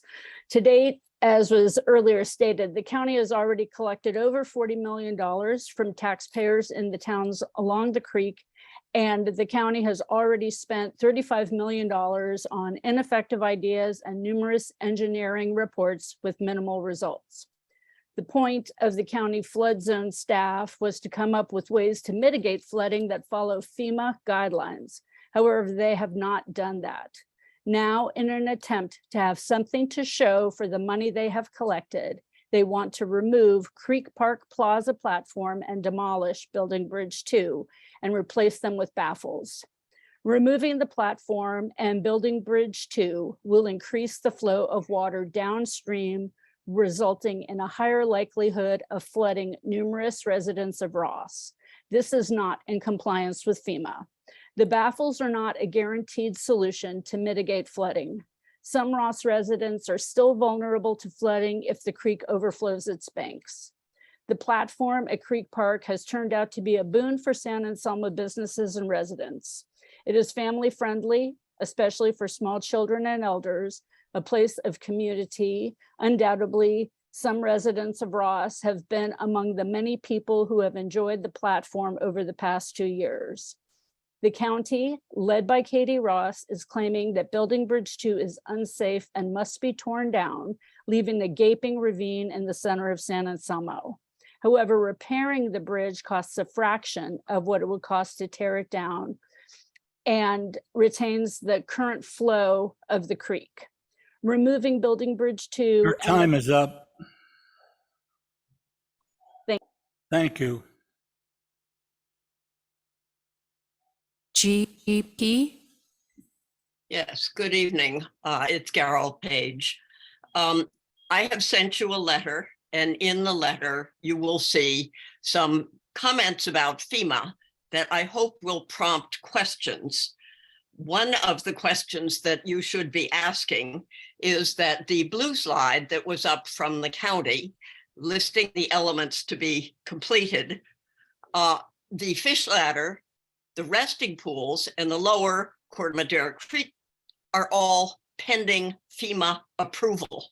A lot depends on FEMA, and it is not decided, and you should not be thinking that it is decided.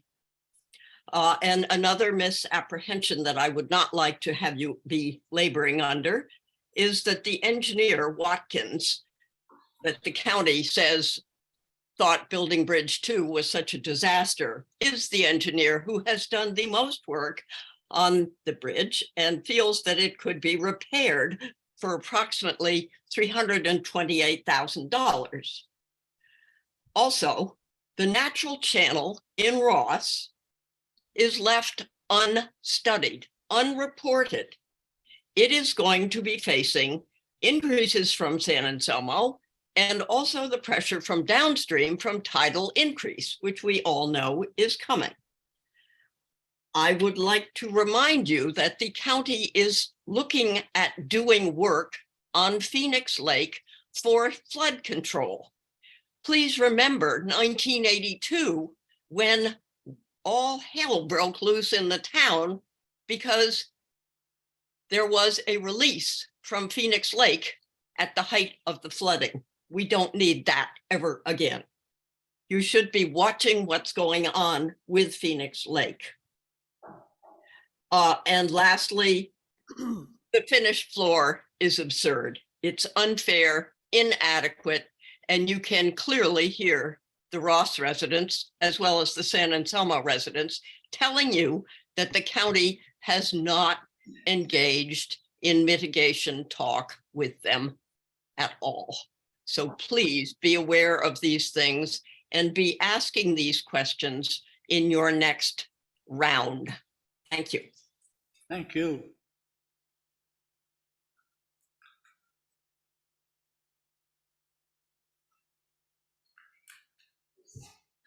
Roseanne? Unmute. Hi, I'm not going to use my 3 minutes. I'm a resident from San Anselmo, and you can hear that we all have our panties in a twist. But there's just one thing that I want to get across, and that is it seems like it doesn't benefit Ross and it doesn't benefit San Anselmo to remove Building Bridge 2 at this time. And usually in my construction experience, when you're going to do a demolition, you have the next demolition is a part of the future construction. So you demolish something when you actually know when you're going to build or what you're going to build. What from this conversation and from this presentation, I was actually way more confused after listening to the presentation than before. So I'm not going to use my 3 minutes, but I'm going to end by giving you a quote from Ben Franklin. And that is, by failing to prepare, you are preparing to fail. Thank you. Thank you.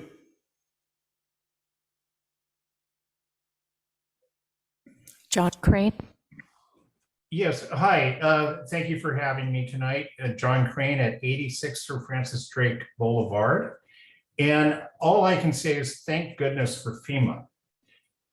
You know, FEMA protects people from harm and misguided actions by public officials. And with the storms we've had this year, can you imagine how many people would have been left holding the bag were it not for FEMA coming in to rescue them? The county has a long history of trying to avoid mitigation. And I know because I'm one of the impacted homeowners, and they have not spoken to me in any meaningful way about mitigation in the past 5 years. So there's a lot to go. And I want to thank Elizabeth Breckus for asking about the modeling. This has been kind of kept away. The reason it is so significant is that in 2020, they did a revision of the modeling. And I should say there's one model, there's many outputs. And when they revised it in 2020, they tried to reduce mitigation down to 3.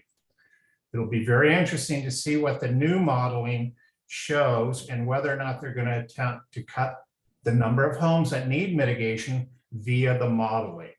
There's that old saying, figures lie and liars figure.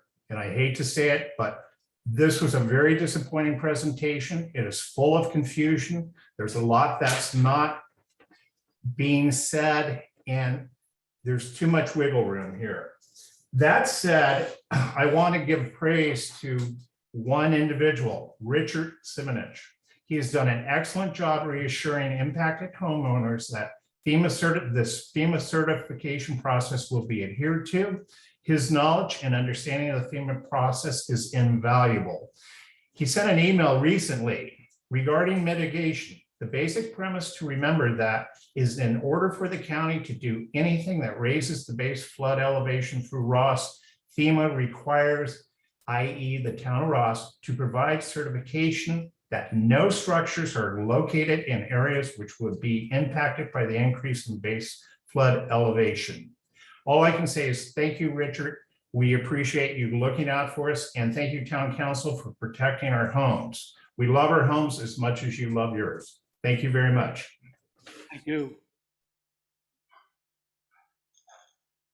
There are no more raised hands. Okay, we'll bring it back. In that case, we'll close the public hearing and we'll bring it back to the council for further discussion. This is not an item which requires any action at all. It's simply for notification, but I will permit further discussion if anybody has any on the council has anything further they want to say about it. My heart goes out to anyone who has been living under a cloud of potential mitigation. I know firsthand it's very difficult to have neighbor problems or home problems, so my heart goes out to you. I have a question maybe Rich could answer. Does the town of Ross have any role in approving the mitigation?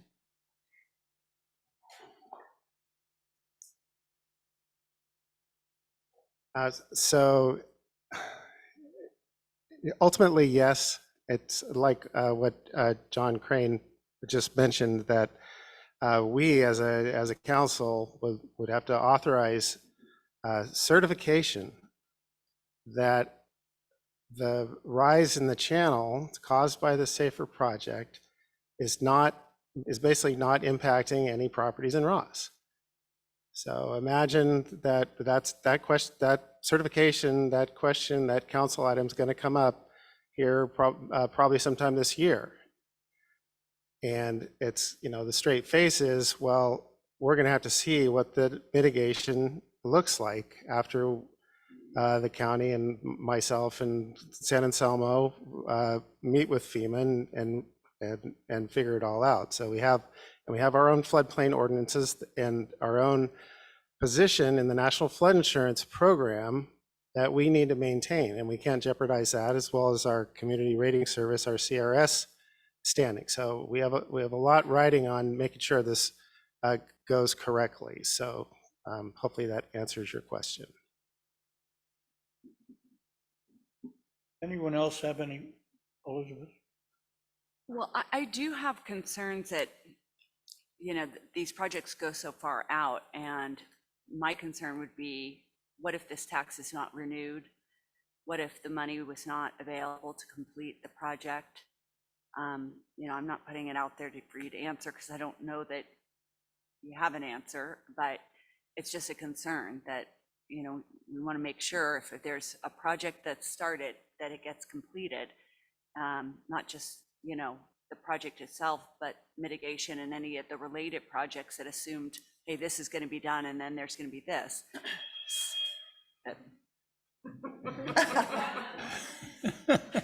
Where are you going to cut me off there, Beach? I can't make this thing stop. Oh, okay, I gotta stop.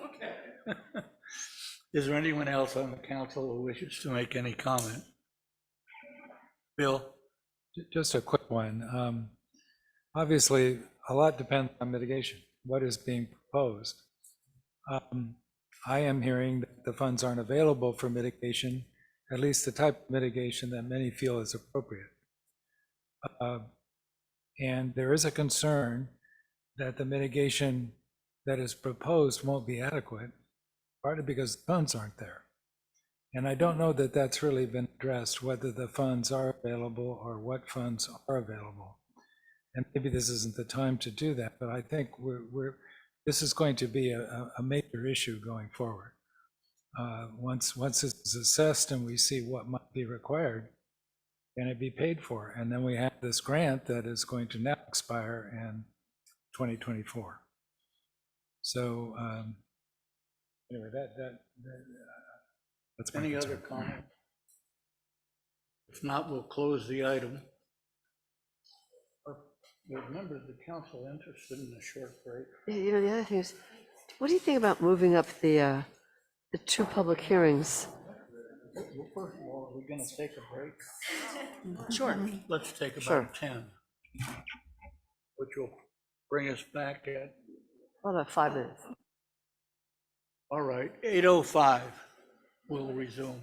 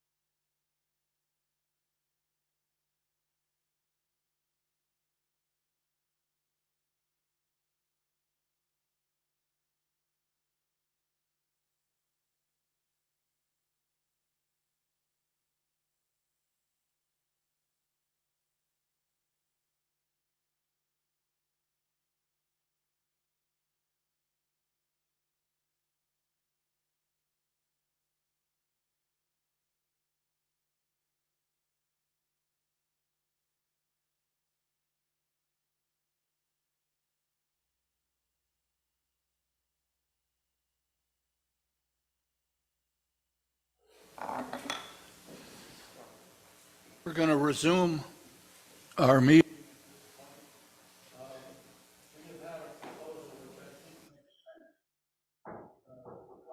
Accommodate some of the people on the agenda by switching the order of some items.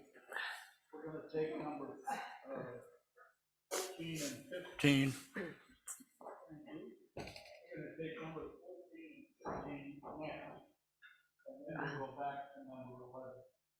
Number 14 is 22 and 26 Ross Common, proposed use permit rate, serving beer and wine.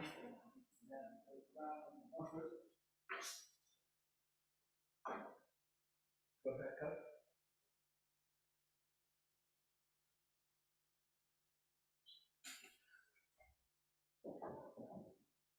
Yes, good evening, Mayor Cool and council members.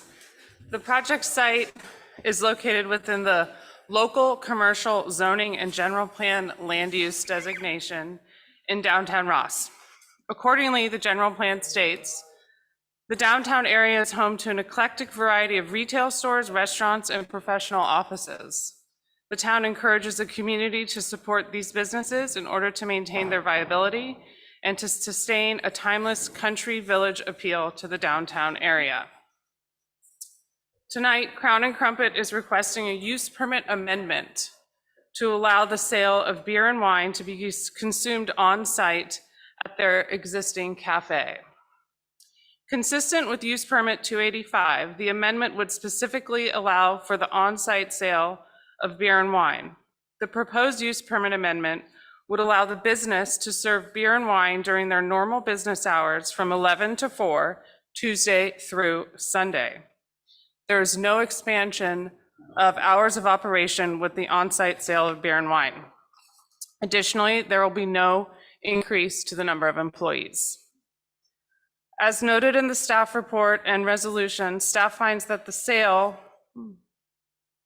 the sale of beer and wine at Crown and Crumpet is consistent with the use permit findings listed in this slide. Crown and Crumpet is an existing cafe serving beer and wine would not physically expand their business. A food establishment requiring on-sale liquor or beer and wine licenses are subject to approval of a use permit in this specific zoning and general plan designation. Crown and Crumpet is an existing cafe serving afternoon tea. The business owners would like to offer beer and wine to the adults who join for afternoon tea, which is a suitable use for the existing afternoon tea service. Prior to the staff report, or after writing the staff report, staff has received 2 emails in support of Crown and Crumpet selling beer and wine, and tonight is recommending approval of the use permit amendment. Any member of the council have any questions for staff? I just have a quick one. This is essentially the same thing that we did for the business that's now Tony Tudo's, right? We approved a beer and wine license for them. Okay, thanks. Any other questions from staff? The applicant has the opportunity to address.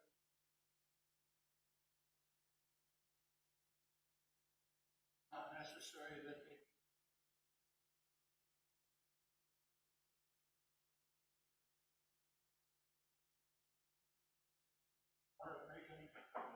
Mayor, if I may, your microphone's turned off.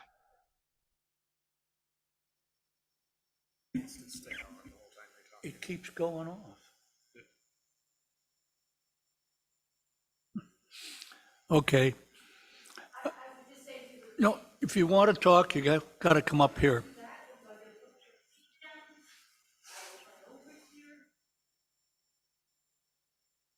You don't have to run, Amy. Okay, sorry.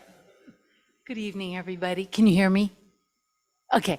Yes, we just appreciate any support, and we really appreciate the community here in Ross, and we hope that you will approve us, and we promise not to embarrass you. And we'll make everybody very happy with lots, not lots, but little glasses of champagne with their tea, should they require it. Okay, thank you. Thank you. We'll open the public hearing at this time. Is there any member of the public who wishes to address us regarding this item? There's nobody on Zoom. It appears not, so we'll close the public hearing and bring it back to the council for further discussion and action if desired. Move to approve. Second.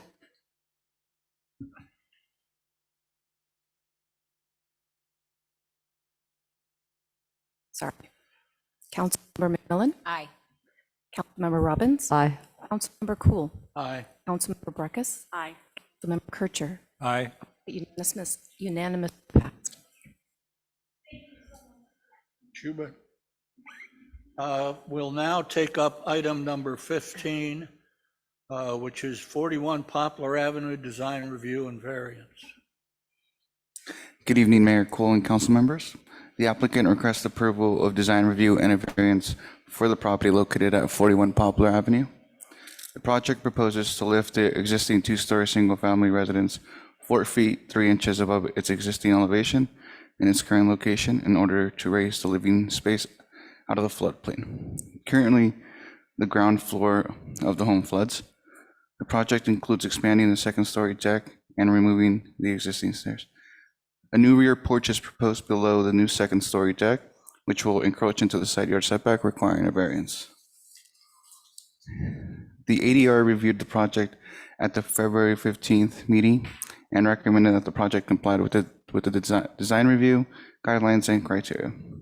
During the meeting, 3 of the ADR members could not support this expansion of the second-story deck. However, 2 ADR members did support the second-story deck as proposed on the plans in front of you and in the town council packet. The ADR members also had some architectural advice for the applicant. The applicant has amended the plans according to most of the ADR members' advice. The changes include lifting the entire house an additional 7 inches, which will result in the home being 22 feet 9 inches in height. Currently, it is 18 feet 6 inches. The ADR suggested that the downstairs window should be higher in proportion to the new height and to provide additional screening with a planter on the second-story deck. The applicant revised the plans according to the ADR comments, and they chose to leave the second-story deck as proposed to the ADR and will provide their reasoning behind it. Staff received a couple of emails in support of the project from the neighbor adjacent to the second-story deck and another neighbor who lives on the same block. Staff requests that the town council adopts resolution number 2293 approving design review and a variance permit. Thank you. Does any member of the council have any question for staff? If not, we'll open the public hearing. I have one little question, and that is how big is the existing deck versus the new proposed deck? I have the applicant here that can answer that question.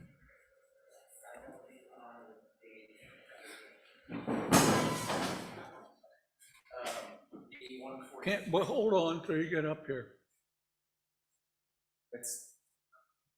That's either on the project data sheet on the opening page or on, I believe, A143. Maybe one of the first 2 pages. There's an exact count on it. I saw it. Yeah. What page is it? I believe it's 040, CA 040.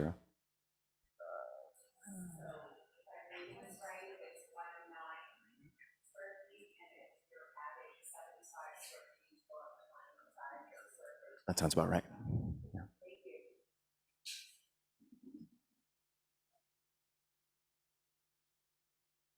Anyone else on the council have any comments? Will someone propose a motion? No. Oh, wait. We need to do the public hearing first, where the applicant has 15 minutes to speak. Michael Bruce? Yeah, I'm a town resident. I think the project looks excellent. It would be a really great addition to the community. I wholeheartedly support it, and I hope you do too. Any other public comment? Okay, we'll close the public hearing, bring it back to the council for proposed action. Move to approve. Second. All right, Councilmember McMillan? Councilmember Robbins? Aye. Councilmember Cool? Aye. Councilmember Vargas? Aye. Councilmember Pritchard?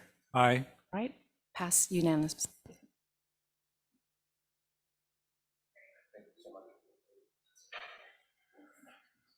All right, at this point, we'll return to item number 11. We're going to receive a presentation regarding the progress report for Ross Rec with a review of the Kids Club Extended Care Program.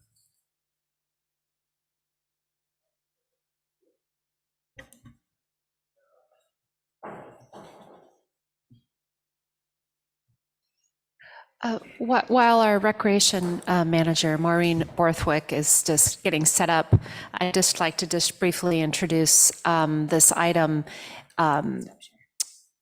Last fall, the council discussed at I believe your October and your November council meetings, the topic of the town's after-school extended care program. And during those discussions by the council, a couple of council members asked for a little bit more in-depth information about the department's budget and goals, and also asked for an update on the status of enrollment in the program.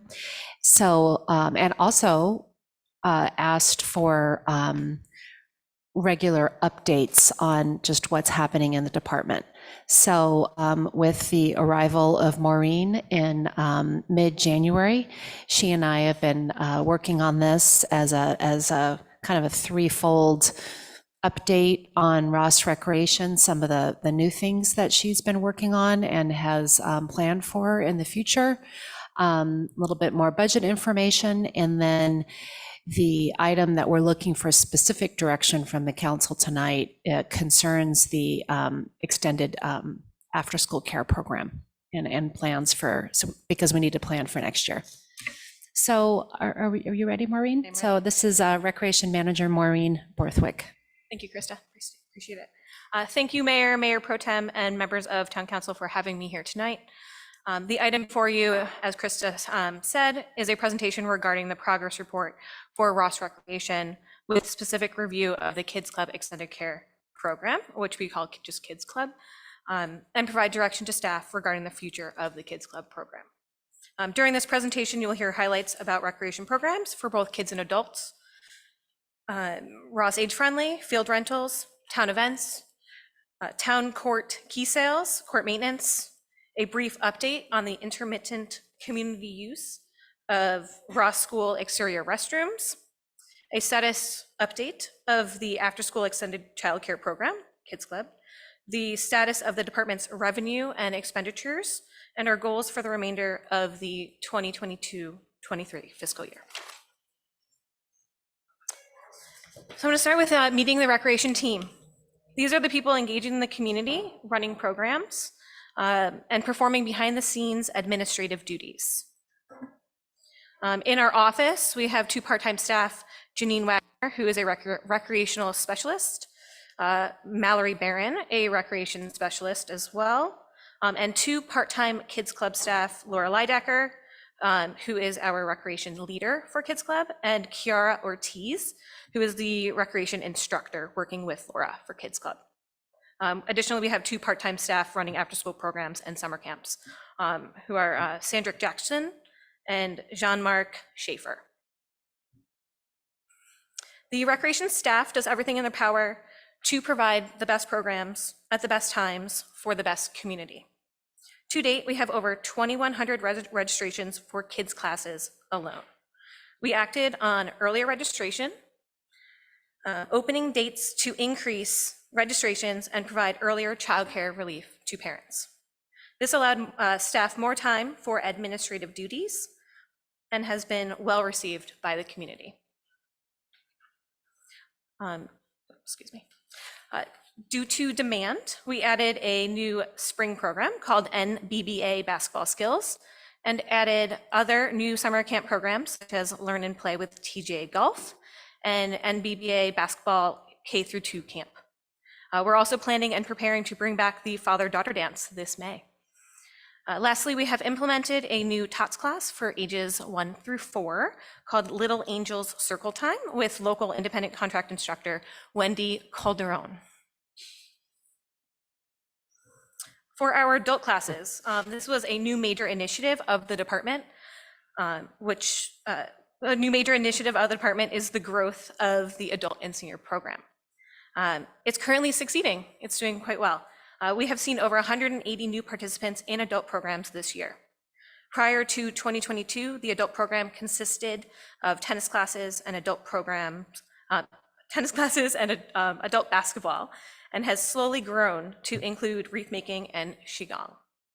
Because our partnership with Ross Age Friendly, we have placed emphasis on putting together a more well-rounded program, including acrylic art classes, senior fitness, technology, games classes, etc. The adult program will be adding pickleball classes to promote the newly painted pickleball lines on the tennis courts, as well as cardio tennis programs. We are also looking to bring on more passive income, such as weekend Marin Humane Society classes, which will be held outside, weather permitting. And lastly, we received a very modest grant in partnership with the City of Sausalito and Marin City to provide programming at no cost to our residents. Some of you may ask why I have a slide for Ross Age Friendly on here, and that is because of our direct co-partnership on events, programs, etc. for this initiative. Aside from managing the funding of this program, we work directly with the group by coordinating registrations and performing administrative tasks, as well as hands-on event planning assistance. Gary Dowling and I are currently in the midst of establishing the 2023-24 fiscal year schedule of adult-friendly programs and events. I would also like to say thank you to the RPOA for their contributions to age-friendly events and their unwavering support of this initiative. Ross Age Friendly Task Force meets regularly to discuss how best to activate the strategic plan that was accepted by the AARP. Past successes include 5 breakfast meetings at Crown and Crumpet, featuring a variety of speakers, disaster preparedness meetings at Marin Art and Garden Center, the inclusion of age-friendly tips for morning after newsletter, and working with Ross Rec on holding the qigong classes for adults. Moving forward, Age Friendly and Ross Rec plan to develop more adult activities, participate in the quarterly leadership council meetings, and plan on providing 4 to 8 breakfast gatherings with speakers and 3 larger events throughout the year. Lastly, I would like to make special mention that the next Age Friendly breakfast is already sold out for March 22nd. For field rentals, Ross Rec is working closely with Ross Valley Little League and Ross Valley Lacrosse Club on providing field rental space for the 2023 spring season. Coordinated by maintenance supervisor Anthony Alcozer, this past Monday, the T-ball backstop fences were replaced and great. In order to boost field rental visibility, increase rental requests, and ideally revenues, Cindy Martell has added a field rental section to the town website. This is also scheduled to be added to the Ross Rec website as well. For our 2023 events, based on community response from this past year's events, our goal is to increase the energy and add some fun new elements. With input from Councilmember McMillan, thank you, we plan to incorporate a pet portion into the 4th of July parade with pet contests featured on the stage during the celebration, bands in the parade marching and on floats, and prizes for best decorated float, costume individual, human group, and pet owner duo. The celebration afterwards will include at least 2 local food options and entertainment for both youth and adults. A Google form was created for parade signups and/or to volunteer. We will be promoted. This will be promoted on the town website, our recreation website, print marketing, as well as email marketing.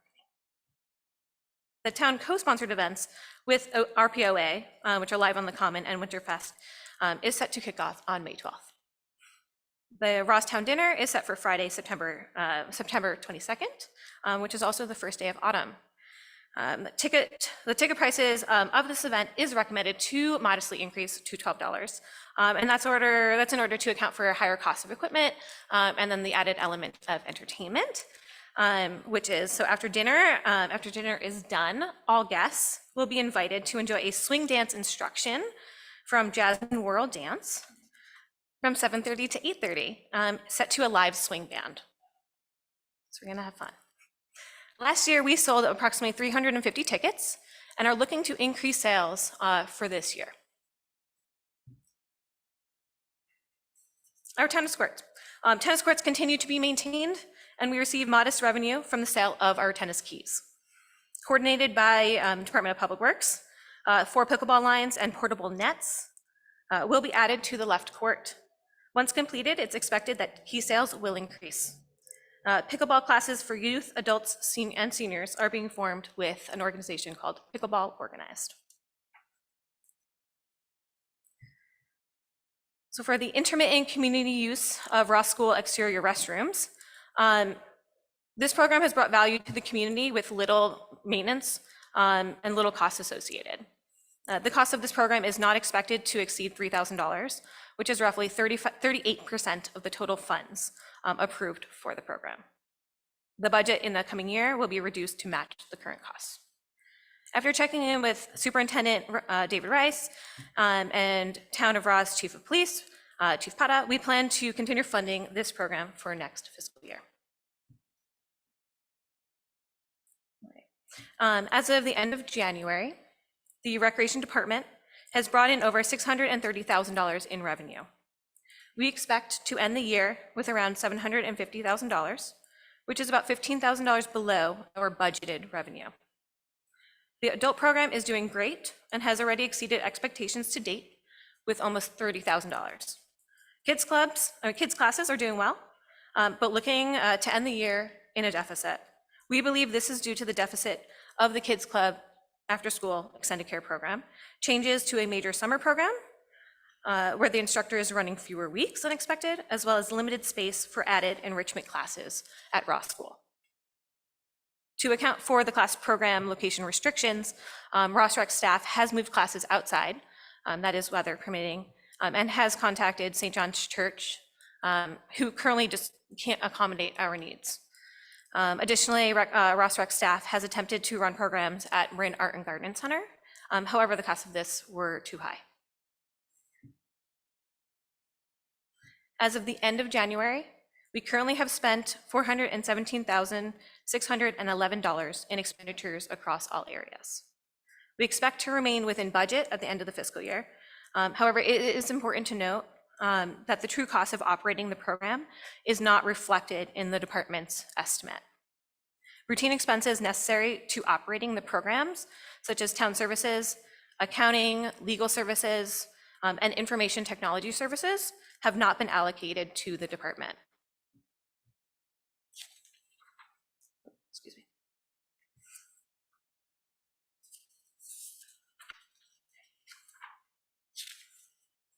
Okay.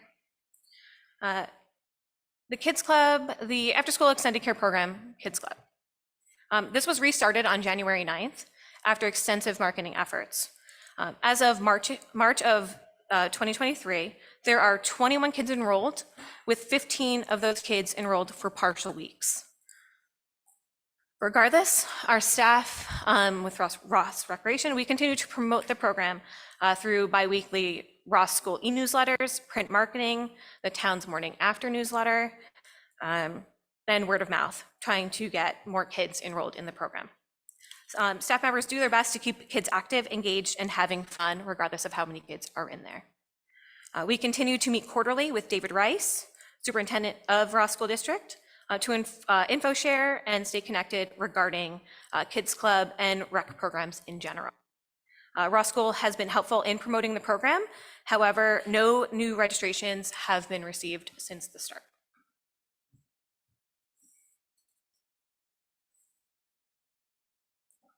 Uh, 21 registrations is below what is needed to break even. Since the Kids Club program restarted in January, the actual cost to run the program has been approximately $2,300 per week. and is expected to cost roughly $45,000 through the end of the year. This amount consists of 2 part-time staff members at 20 hours per week, custodial services, administrative staff time at 5 hours per week, supplies, a portion of the lease amount paid to the Ross School under its lease agreement with Ross Recreation, and miscellaneous expenses attributed to the cost of running this type of school program. Even with adjusting to keep expenditures as low as possible and considering weeks where staff are off, such as midwinter break and spring break, the Kids Club Extended Care Program is still expected to end the year with a deficit of approximately $12,000. This is based on lower than expected enrollment revenue of $31,875. This chart shows the expected attendance per day based on registrations versus actual average attendance, average weekly attendance. And this is current. This is until 2 weeks ago. As you can see, Tuesday and Thursday are our biggest days, seeing an average of 13 students on Tuesday and 10 students on Thursday. Monday, Wednesday, and Friday are our lowest days, seeing an average of 4 students across the 3 days. So we typically have 3 on Monday, 6 on Wednesday, and 3 kids on Friday. 2 part-time staff members were hired to run Kids Club due to our expected attendance. So it's important to note that there are, it's important to note that there are fewer families. There are a few families that have never sent their kids to Kids Club. However, they have paid for the program, and only 1 Ross School teacher is currently utilizing the program. At the end of the day, low attendance numbers do have a negative effect on morale of the overall program, which we're concerned may hinder future enrollment numbers. Because the Kids Club program is expected to end the year in a deficit, staff request direction. Request direction be given to determine what level of subsidy you are comfortable with in a worst-case scenario of low enrollment for next school year. Additionally, staff request direction on the future of the program, as early coordination with the school as well as parents is key. Based on current enrollment, the Kids Club program is expected to require a $12,000 subsidy from the town for the 20 weeks of programming from January through June of this academic school year. The town council appropriated $14,000 to cover the subsidy in October of 2022. And assuming enrollment and expenses remain constant, the program would require $24,000 subsidy to operate during the 2023-24 academic school year. If the town council decides to continue the pilot program, the subsidy would be included in the fiscal year 24 budget. Alternatively, council may direct staff to reestablish programming to fall of 2022, where after-school enrichment classes were offered in lieu of Kids Club with the following goals. Classes are offered at the time of school dismissal so that parents do not need to report to campus at the end of the school day. Enrichment classes run for a similar time to what extended care would cover to the best of the department's ability. Ross Recreation office staff will assist students to their enrichment classes so that parents are not required to.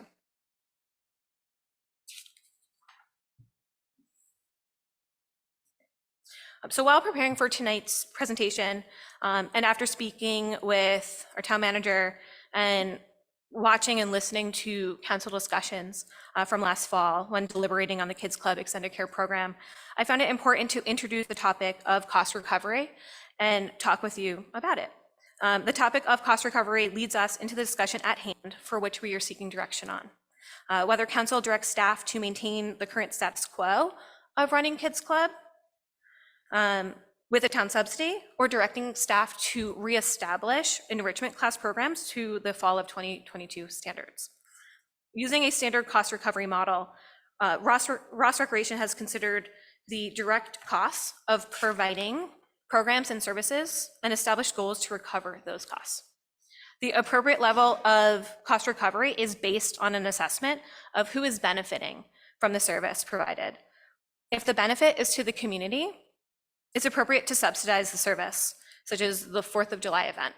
As a service is offered to a narrower population, it is appropriate to charge fees for the service at an increasing rate of cost recovery.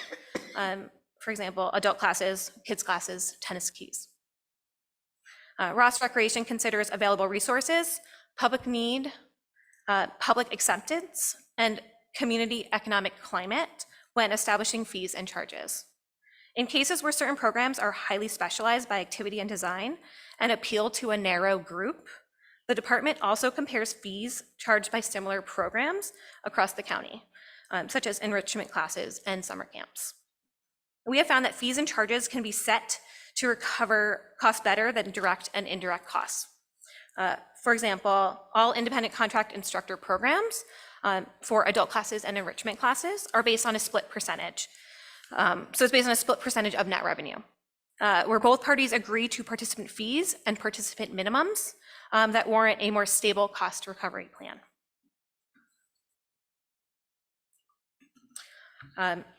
Lastly, these are our goals that will help us to continue to provide, create, and promote programming through the end of the 22-23 academic year. We plan to continue quarterly meetings with Ross School Superintendent's Office to assess the needs of the school community and to identify successes and opportunities. We continue to offer new kids classes, classes that begin at dismissal, and classes that run until later in the day to provide more options for families, especially those that need extended childcare options and coverage. We continue to send out surveys to participant families at the end of the session to collect feedback and have an opportunity to make changes accordingly and in real time. We are adding to our TOTS adult and senior class programming schedule, as well as increasing partnerships with neighboring towns and cities, such as co-sharing classes and programs and idea sharing. By the end of 2022-23, we plan on working with Kentfield School District to create an MOU for the 2023-24 academic school year for Ross Recreation to run lunch programs at Kent Middle School for use of free or at marginal cost after school space at Basage, which we currently are paying a pretty pricey high fee for to run classes at Basage. And yeah. Again, thank you, Mayor, Mayor Pro Tem, members of council, and our town manager for providing me with the opportunity to speak this evening regarding the progress report for Ross Recreation with this specific review of Kids Club Extended Care. I appreciate your time. Thank you. Thank you. Does any member of the council have any questions for Maureen? I have a quick one. For the Kids Club, are these mostly K through 4? How old are the children who are enrolled in Kids Club? It is actually mostly grades 1 through 5. There Okay. are kindergartners. It's definitely skewed higher for the grades 1 through 5. Okay, thanks. I saw on that chart that we are paying, what is it, $24,500 in credit card fees, which would basically pay for the kids club, right? How do you think the public would respond if we said, you have to Venmo or you have to send a check? We're not accepting credit cards. I think we have to accept credit cards just with our registration software. But we are looking into what it would look like if we added credit card fees. If we can, I have to look through, the reasons why we're not currently charging, because that is something I currently just do not know. So we are looking into that because that is a hard number, and that is a number that we would love to. Krista. Oh, sorry. May I just wanted to add that most city recreation departments do, if you want to use a credit card, you have to pay the fee. The city doesn't absorb the fee. And for some reason, we're trying to figure out here, they do that, and it could be because of the software program. So that is what Maureen is going to be looking into to see if we can do that. And you raise a good point. It's almost exactly the amount of money of a subsidy. I had two questions. First off, when we looked at the after-school coverage with enrichment programs, there was, I would call it spotty coverage at best for parents. So for example, there might be, you know, a couple programs, but one would be, you know, grades 1 to 3 for boys soccer. And then there would be another one. So, you know, maybe you could get 2 classes in just based on the gender orientation of the program or the age group per week. But it wasn't like it provided nonstop coverage. So even with, you know, recreation staff going from classroom to pick up to bring it to the kid, it certainly wouldn't provide the coverage that aftercare provides. Would that be fair? It is fair what you're saying currently. So the goal would be to, we would have this space available inside of the recreation classroom to offer programs that would be open to all. It would not be gender specific. That would be able to start at 2 p.m. For the kindergartners, and then we would be able to have another class or a class that offers programming for kindergartners through 5th grade. So we'd be able to pick up kids, the kindergartners at 2 p.m. And then the older kids at 2:45 p.m. So we essentially could provide programming for all kids through enrichment classes. It just would not be gender specific. It does not have to be a sports program. This is something that many rec departments do currently.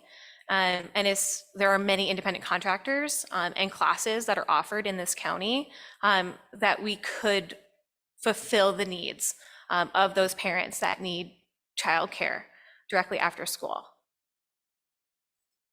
I have yet to see a Ross Rec program that was for kindergarten through 5th grade kids that was enrichment. Can you give an example of that? Because historically, it's been like, you know, cooking, chess, soccer boys, golf, you know, I mean, it hasn't been like that. So are you saying that that's what you would like to revert to in lieu of the print so that we now would have coverage for kindergartens through 5th grade for the Hours Kids Club? I mean, we could. So independent contractors specifically, like you said, it's like a cooking class or it's very specific. So obviously we would have to look into a more general program. You know, it doesn't have to be every single day. There would be the same program. It would typically be Monday. There is, you know, like you said, it doesn't have to be cooking, but Monday is X class. Tuesday is, you know, the next class. They're not going to be the same classes every single day. It's going to be different instructors. Most instructors will offer a class maybe 2 days a week, like Tuesday and Thursday is this one class. So I hear what you're saying, and I definitely want to take that under advisement and look into other options, more realistic options for you, because I do understand what you're saying. And I wish I had a specific example for you. However, I do not. Yeah, my recollection is historically the programs have been a lot more expensive than aftercare was, and they were geared and oriented for just a couple grades. So I'm not sure that would fill that need. But going back to that last point about the lunch program and the MOU, I'm a little confused. Is Ross Rec running a aftercare program over at Kentfield? We currently are not. But you're proposing? Well, at Base Edge. We do run after-school classes, enrichment classes at Base Edge. In a conversation that I had with the facilities supervisor and I believe HR manager over at the school district, it is something that they are looking for. They are looking for an organization to come in and run their middle school lunch program, essentially like a recess program for their middle schoolers. It is something that their teachers, their middle school teachers are currently running, and they do not want to be running it. So in our conversation, they are open to the idea of us working on an MOU. So we are providing staff to run a program over at Kent Middle School. And then we potentially could get either free or at very low cost classroom space at Base Edge, which would help, which would solve a lot of the or reduce a lot of the expenditures for the rent line item, or budget item for rent. Hopefully it would eliminate the rent from Basage in general. That would be the goal. Okay. So not in, it would be enrichment, not an after-school program over there. It is not, no. This would be essentially this would be a partnership with the school at Kent Middle School just for their lunch program. This is not after school, this is during school. Those are my only questions. Anyone else have any questions? Okay, we'll open it for public hearing. Doesn't look like there's anybody present who wants to speak. Is there anyone on our Zoom system? There is not. Okay, and I'll close the public hearing almost as quickly as I opened it and bring it back for town council consideration and comment. I have a couple of comments.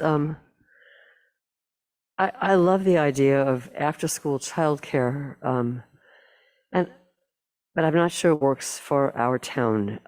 It worked pre-COVID, and I think that you made a real effort to make it work post-COVID this year. But I think there are a couple of problems. I think one might be that post-COVID, it's possible that many more parents are working at home and have less of a need for childcare. The other is the problem we've started with always, which is that Basage, which has traditionally had a very robust after-school program, they've got 523 K through fourth grade students. So they have hundreds and hundreds of students to draw from, whereas we don't even have 200 K through fourth grade students. So it doesn't feel like we have enough students to make it work. And I think that I would support your efforts to have as broad a programming as you can to try to include children who might have wanted to be in an after-school program, so that they do have classes and they don't need childcare immediately. But I think the goal of just having after school until 5 or 6 o'clock till your parents come home from work, I just don't think it works for our town, unfortunately. And it's not the money, if it was close to working, I'd be happy to subsidize it, but I just don't feel like we have the students to make it work. Those are my comments. Yes. Well, it's no surprise that I'm supporting this program. We did have the students to make it work with the same student body that we did before, and it was wildly successful. And I don't know what the impact of COVID is. I would hazard to guess that that was impactful, but I also would say that the decision to stop it and then restart it, and the probation that the council put the program on is probably more impactful than anything else. And I would say that it's, if it isn't a community value, it should be to provide childcare and provide parents that work in our community or single parents more flexibility. And I would suggest that it's a worthy exercise in supporting it for another year and reevaluating it. It's not a lot of money. We're paying it in credit card fees without even much thought, as was pointed out. And I think it's appropriate to continue to support and evaluate it in the future. I thought your presentation was really good. It was full of great information. So I look forward to receiving more presentations, maybe on a quarterly basis. I think that's what you said. I'm wondering if you have a recommendation for us. I don't mean to put you on the spot, but you are closest to this, and you have seen kind of the ebbs and flows and the history.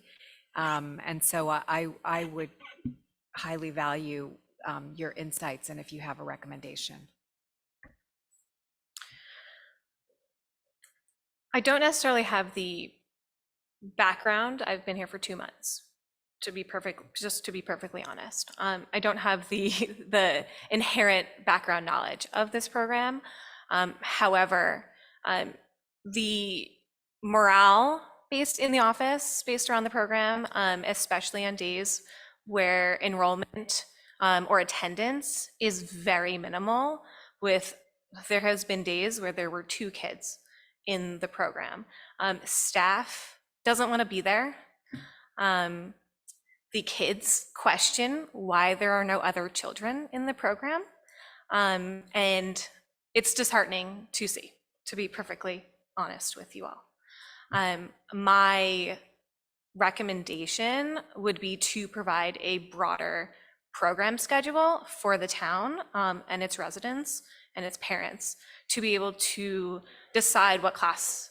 There could be classes that their kids have always wanted to take. Let it be a STEM class, whatever it is. We have a lot of data of what parents want in this community, and we could provide programs that are specific to their needs. So my recommendation would be to go back to reestablish the fall of 2022 enrichment classes in lieu of the Kids Club Extended Care Program.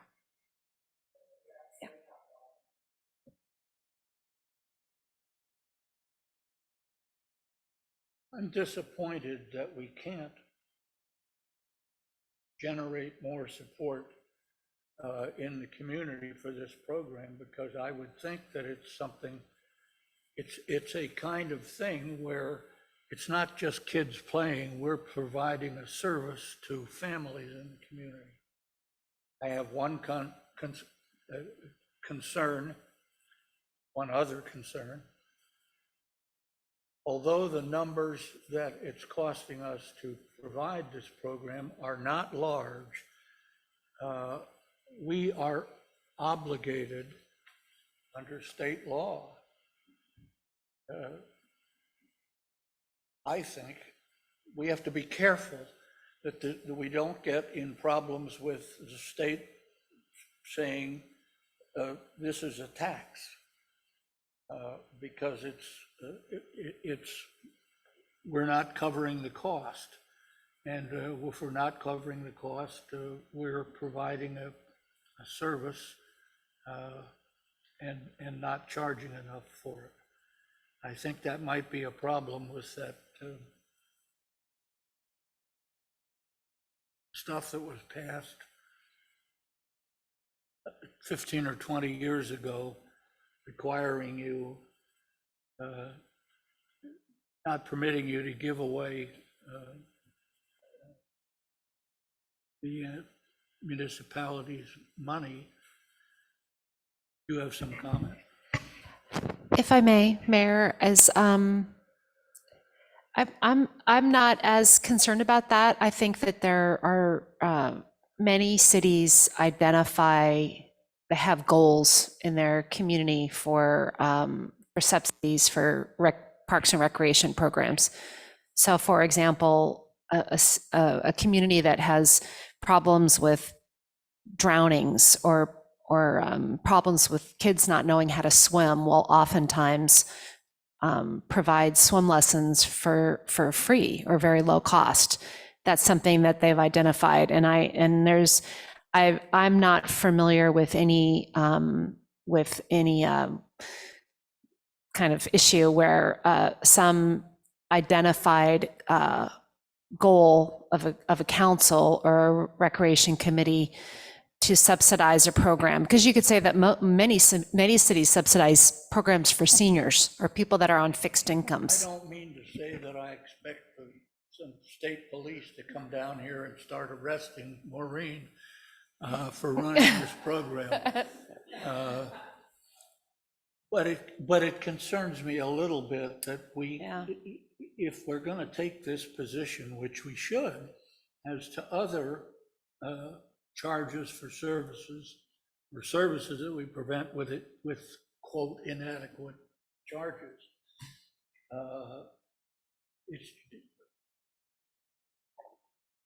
it is that sort of a program, and we could suffer some criticism from somebody who wanted to get antsy about it and wanted an excuse for criticizing us in this area. I'm just pointing that out. Like in an upcoming parcel tax, public safety parcel tax election, hypothetically? Yeah. Anybody else have any comments? Okay, this is not an action item, I don't think, is it? We are, Mayor, we are looking for direction regarding the Okay. after-school program, as it is important for families to be able to plan and for us to be able to plan the programming. Well, okay. Let me lead off with what I think, which is I would be willing to try it for one more semester if the rest of the council wanted to go along with that. Okay. I would be willing to go along for another semester. Bill, you have to say something.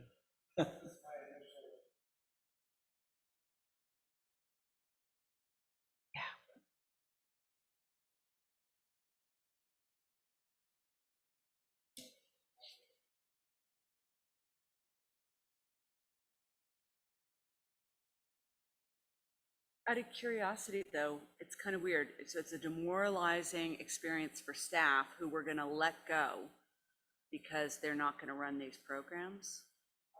But she also said it's a demoralizing experience for the kids if there's 2 kids in the class.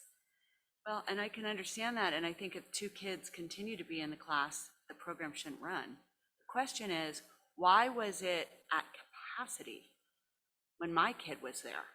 Because that was pre-COVID and that was before people could work from home. I mean, people who are working from home with small kids are working. They're not really able to do both. A lot of people are going back to the office. I mean, I guess I just take issue. Ross Rec, having been on Ross Rec, is about throwing something on the wall and seeing if it sticks. And so my experience was when I was on Rec, you know, someone came up with a great idea. Let's have yoga for women's yoga in the morning before school. Well, nobody went. So there was a whole semester and it was like, you know, maybe 1 or 2 people. And that's kind of how it's gone. This program has a track record. The track record is that in the last semester, it was not doing well. Well, I think Before we that, have, it was. I think we have 3, maybe 4 of us who have our doubts about the program. And also there's an opportunity for enrichment classes to fulfill and supplement and to provide these kids with something to do. It's not like we're going to be having them be latchkey kids, right? Go home by yourself while your parents in the office. There's going to be several other opportunities. I do encourage you to figure out the credit card thing though, because that's a pot full of money. But if I may, I think Councilmember Breckus's concern is that these aren't equivalent. The enrichment classes and or the daycare type thing, these are different, right? The enrichment classes would not satisfy that need. Well, they never have. There's never been, in the history of Ross Rec, a K through 5th grade, both gender enrichment class that went one after the other. Never happened. Now, whether you're going to bring it, I don't know what the difference is between that and the aftercare program, but that's never been the case. Instead, it's been like $250 for chess, and that starts a month into school, and it maybe ends a little early, and it's, you know, 2 grades, and that's how it's been. But I've never seen that. I'd be curious if that's the intent. May I add just an observation is because the department has a lack of space, it's like we're trying to do both things to meet. So we're trying to have our classroom is being dedicated to the after-school program. We have a high demand for enrichment classes, but we really can't go all out for enrichment classes because we don't have the space. And could it be that the reason we don't have as many people in enrichment class in the extended care is because we have kids are being attracted to the enrichment classes we all offering, and some kids are now going to programs such as the tutoring programs that are being offered by Ross Bridges. So it's like we're trying to do both things really well. I think that we could, with these great ideas and experience that our staff has and instructors in Marin County, we could go for enrichment. But the thing that it's not going to be 100%, is it fair to say it's not going to be a guarantee childcare, because our enrichment classes have minimums. So if we have an enrichment class and it's not meeting the 5 or 10 kids, whatever the agreement we have with the independent contractor instructor, the class isn't going to go. And so that's the risk for the working parent. You need to have Monday through Friday after school care every day that school is open.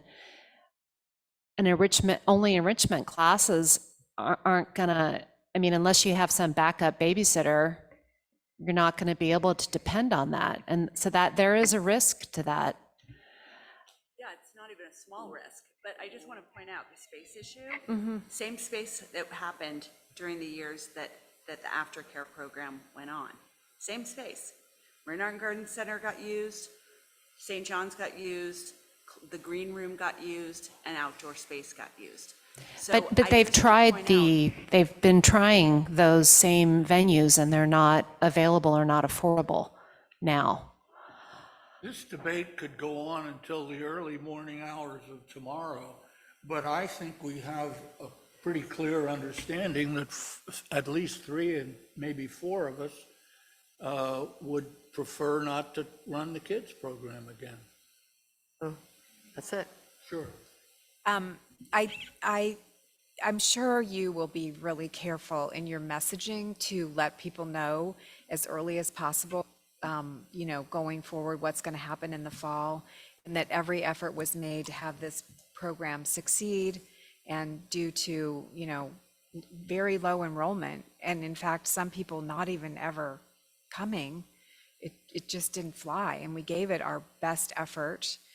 I don't know if we say directly that the town was subsidizing the program, $12,000. I don't, that kind of cuts both ways, given what we may be doing in the fall, but it's something to just be really careful about, and I'm sure you will be.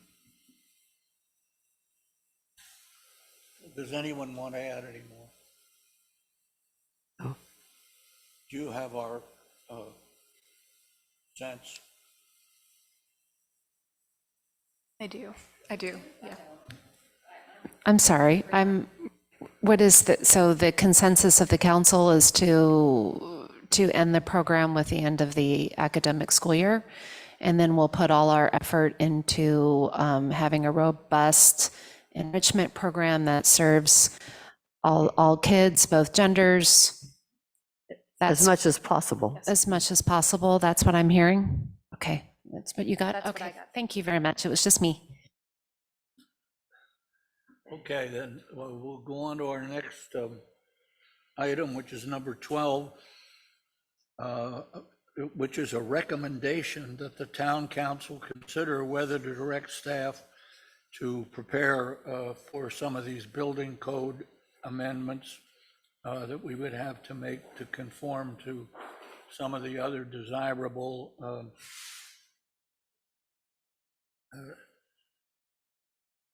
amendments, and proceed, I don't know, and we can proceed with the introduction of the Marin model reusable foodware item, which seems to be separate from the other items. Thank you, Mayor Cool. Yes, tonight, town staff or Town of Ross works closely with other Marin jurisdictions and the county. Recently, there have been a few code amendments that the county of Marin has spearheaded that many Marin jurisdictions have adopted and/or brought to their town city councils for directions. This presentation will provide background on options for the town council on 3 items tonight: building and vehicle electrification, automatic gate safety, and the Marin Model Reusable Foodware Ordinance. California cities and counties are required to enforce minimum construction standards contained in the state housing law and the California Building Standards Code. The town council adopted these codes November 2022, and they became effective January 1st, 2023. At the November hearing and December hearing, the town council did not consider local amendments that would include energy efficiency reach codes that have been developed by Marin County through a collaborative process with other Marin jurisdictions. Several other city town councils adopted some or all of the model reach codes, and others indicated a commitment to reconsider the reach codes in 2023. The purpose of this agenda item is to get town's council interest in adopting any of these model reach codes, or to participate with other jurisdictions in further analyzing or modifying the model codes. Specifically, or particularly the ones proposed to affect single-family home remodels, as well as new single-family homes. So the proposed Marin County Model Reach codes include, would require all electric for new buildings, energy efficient upgrades for single-family home additions and alterations, and enhanced EV charging infrastructure requirements for new buildings and some alterations. The electrification of new buildings includes no gas infrastructure in new residential and commercial buildings. There are some exemptions which are listed on this slide.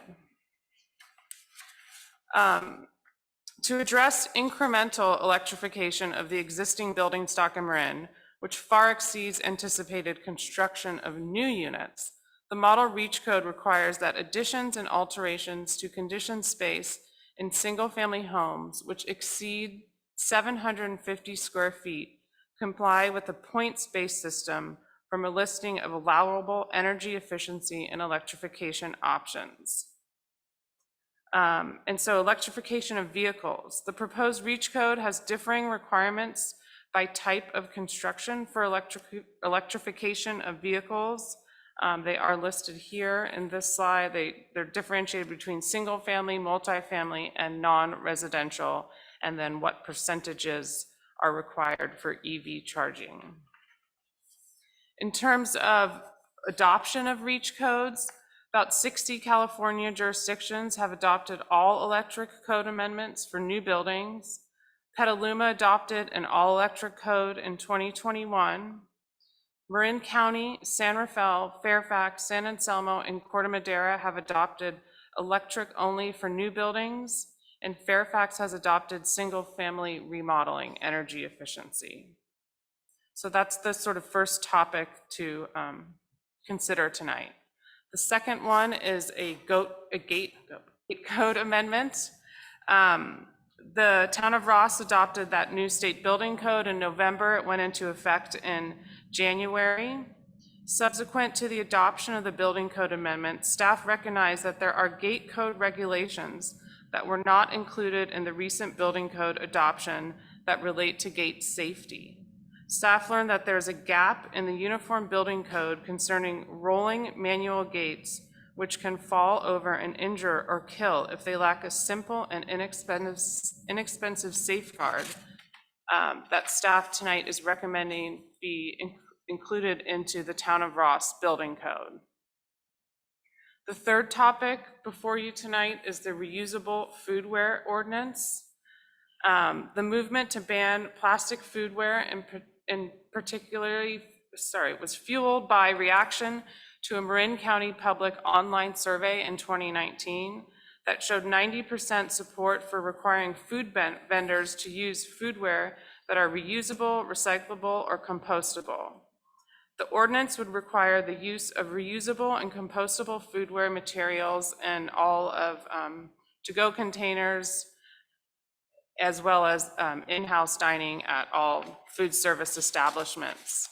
Some examples of disposable foodwares include bowls, plates, clamshells, cups, straws, utensils, to-go accessories are listed here, things like coffee cup lids, condiment packages, cup spill plug stirrers, etc.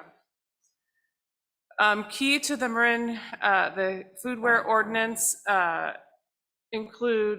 key components include that enforcement will begin in November of 2023, and all to-go foodware must be fiber-based or BPI certified compostable.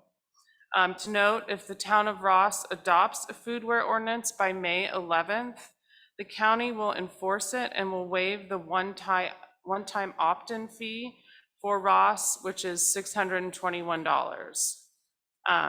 If we don't adopt it by May 11th, the county will still enforce it. We just won't have that fee waived. So tonight, staff is asking for direction on 3 items: the reach codes, the gate code, and the foodware ordinance. In summary, the reach code, the options are to direct staff to prepare the draft code amendments for town council consideration that would preclude installation of gas infrastructure in newly constructed single-family homes. It also includes those EV charging upgrades or requirements for newly constructed buildings. You could direct staff to participate with other Marin jurisdictions in analyzing and possibly refining a proposed reach code addressing electrification requirements for larger remodels or single-family homes, or we could choose to take no action on amending our code. In terms of the gate options, very similar. You can direct staff to return with language stated amending our municipal code for gate safety, or choose to take no action. And lastly, you can direct staff to return with the Marin County Food Model Reusable Foodware Ordinance as written or with modifications, or direct staff to take no action on the Marin County Model Reusable Foodware Ordinance. And I reached out to all of the local restaurant owners in downtown Ross. The only one that gave me feedback, well, I got two of them gave me feedback, but Crown and Crumpet, they decided to go home, and I let them know that I would relay their comments to you, that they think that they're the only one that it would affect. Tony Tudo's already does all compostable, all recyclable to-go items or containers, and Crown and Crumpet looked into to-go coffee lids that would fit into this reusable foodware ordinance, and communicated to me that it would be very expensive for them to provide those lids should we go forward with it. I also talked to the owner of the trattoria, drawing a blank on the name, and he said he already uses all biodegradable to-go containers. And I did not hear from Marche O'Fleur. I have a question. Okay. Does it affect DoorDash? So like, sure, people bringing in, they're then required to comply? Yeah, because DoorDash would just go to that restaurant to pick up the food. So so basically it affects every restaurant in Marin County for residents who. No, sorry. This reusable foodware ordinance would be specific to Ross. Other jurisdictions are looking at it. The county has adopted it, but this one would be specific for our town of Ross. But DoorDash, if DoorDash comes to a restaurant in Ross, Ben, they would you be have a required. comment? Yeah, I was just going to add what Rebecca just said. This would not apply to DoorDash for picking up restaurants in another jurisdiction where that restaurant's not regulated. Right. So it would apply to the restaurants, not the delivery services. Thank you. I also, here tonight on Zoom is Dana I'm going to butcher your last name, Dana. There she is. And she is from the county, and she's a wealth of information on this reusable foodware ordinance and the reach codes, should we have questions that I cannot answer. So I have a question about the gate code. That seems totally non-controversial and important. Is there any reason to even discuss that? That just seems like an overlooked safety issue, that we, of course, would want to do. So is that correct? That is correct. Okay. Do we have any indication what was the impetus for being afraid of gates tipping over? Well, that kid died. Yes, we do. I'd be happy to Ed, why answer don't you that. Take that one. Yeah, so in 2019, a child died at Mark Day School from a Yeah. gate. And the father has led a charge to contact Marin County jurisdictions to try to get this code amendment done throughout the county. And I've been in close contact with the father, and he's had a lot of success with a lot of the cities. So far, Sanderfell and Larkspur started off by adopting it. Belvedere recently adopted it. I understand San Anselmo is going to hear it next month, and Mill Valley as well. And he's also talking to the state, trying to get the state to amend the building code and basically have every city in the state have to comply with this. The fix is very easy. It's a $50 fix. So the direction we're looking for tonight on that one, as Councilmember Robbins says, is pretty straightforward. It's to bring an ordinance similar to Sanderfell's, Belvedere's, and Larkspur's to require this fix on gates. For the reach codes, or the no gas lines. I mean, before we get into the discussion, but we haven't reached out to community members to see what they think yet. Is that correct?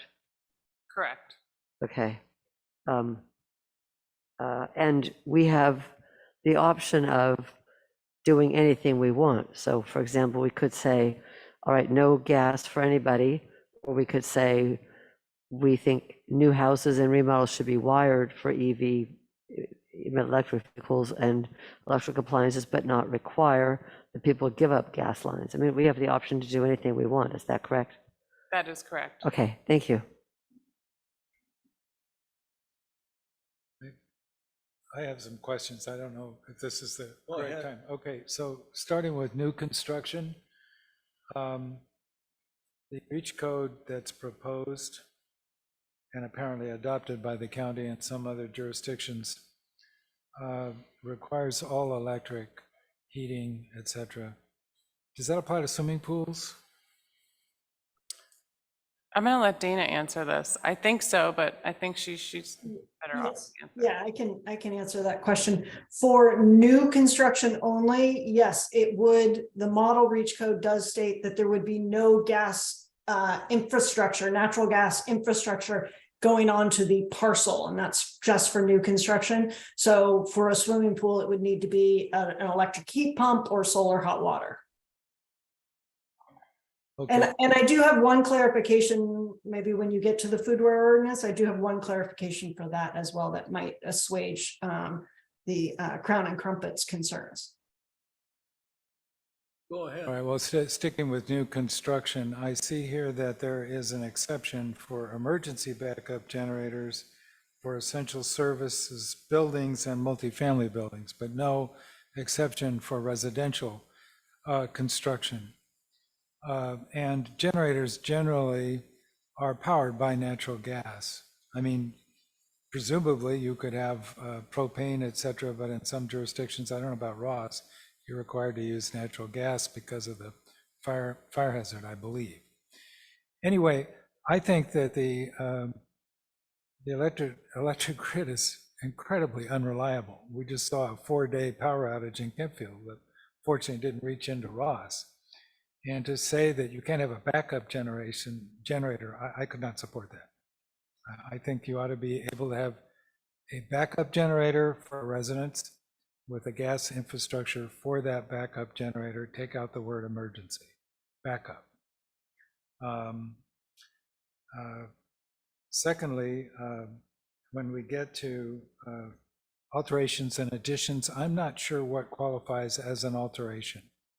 And I don't understand how the 750 square foot figures into that. But it may be that a definition of alteration would make this clearer to me. I mean, theoretically, somebody could move into a house and not have a big budget, but they make some alterations. They put some crown molding in, they reface the kitchen cabinets, etc. Do a lot of painting. And the rooms that they're doing this in exceed 750 square feet. So are they now into the point system, or do I misunderstand alterations? It's of conditioned space, and Yes. Dana, correct me if I'm wrong, my presumption would be that if you're replacing crown molding, replacing faces of cabinets, those don't require a building permit. Correct. So you're not going to come into the town and say, I'm going to do these sort of small superficial alterations to my home, like painting, refacing cabinets, because it wouldn't be required. A building permit would not be required. So it would be for alterations that would require a building permit, like a bathroom remodel. Or putting in another electrical circuit? I think it depends. That would be under the 750 square feet threshold if it's just adding a circuit. It's typically for more extensive remodels that do necessitate a permit. I frankly, before voting on this, I would want to see the language. I would want to see the ordinance. But I would hope that these terms are all defined in a way that's quite clear. Otherwise, we're taking an already unbelievably complex system when you want to do anything to your house like at an ADU, which I've just been through, layer after layer. I'm still hearing about it. I'm still getting notices. Well, we need a test for this or that. So I'm very reluctant to take an already complex, expensive system and layer more complexity on it. Those kinds of things can backfire. I mean, really, we're trying to do something good here. If people think this is just impossible, they'll do what I think people are already doing, not getting building permits, just going ahead and doing this. So I think we should be somewhat cautious about this and quite specific. And there's one other thing I have a concern about, and that's when you change your electrical service, then you have to put in an EV charging station. And I'm thinking of our neighbors. All we want to do is put in solar. That's good, right? We want solar. And they were told they needed a new electrical service and some roof work.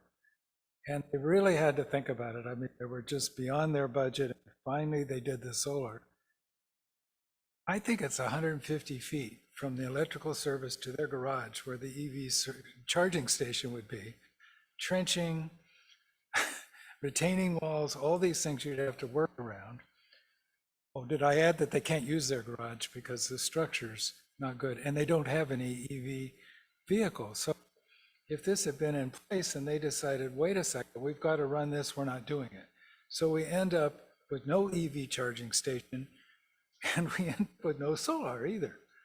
So I mean, these things, I think we need to think them through before we start mandating things.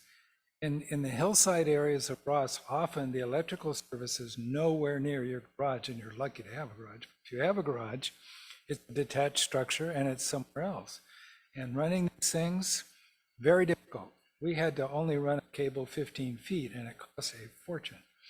So again, sure, a new construction, you're redoing everything, fine, but you get into remodels and changing electrical service.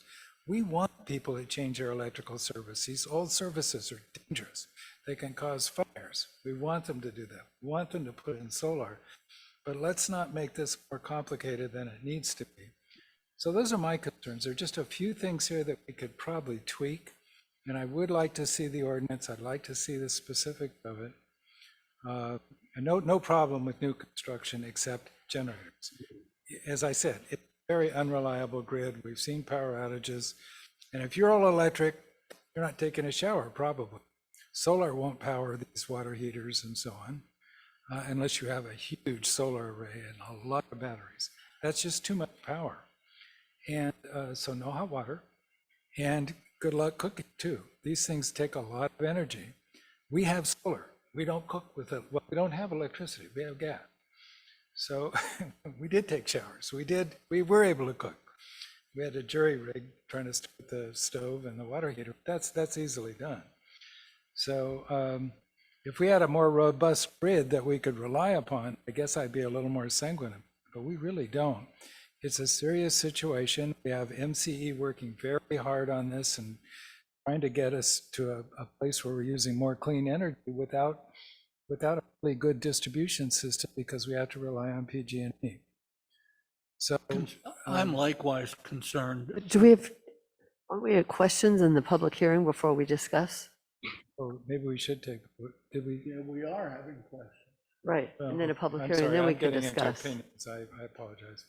That was just a long question. Well, with a lot of editorializing. Isn't, you ended it, you planned to end it with, isn't this all true? Yeah, well, and I think I'm going to run for Congress too, so what the heck, okay. Okay, does anybody else have any questions? Perhaps not as long as Bill's No, sorry. for staff.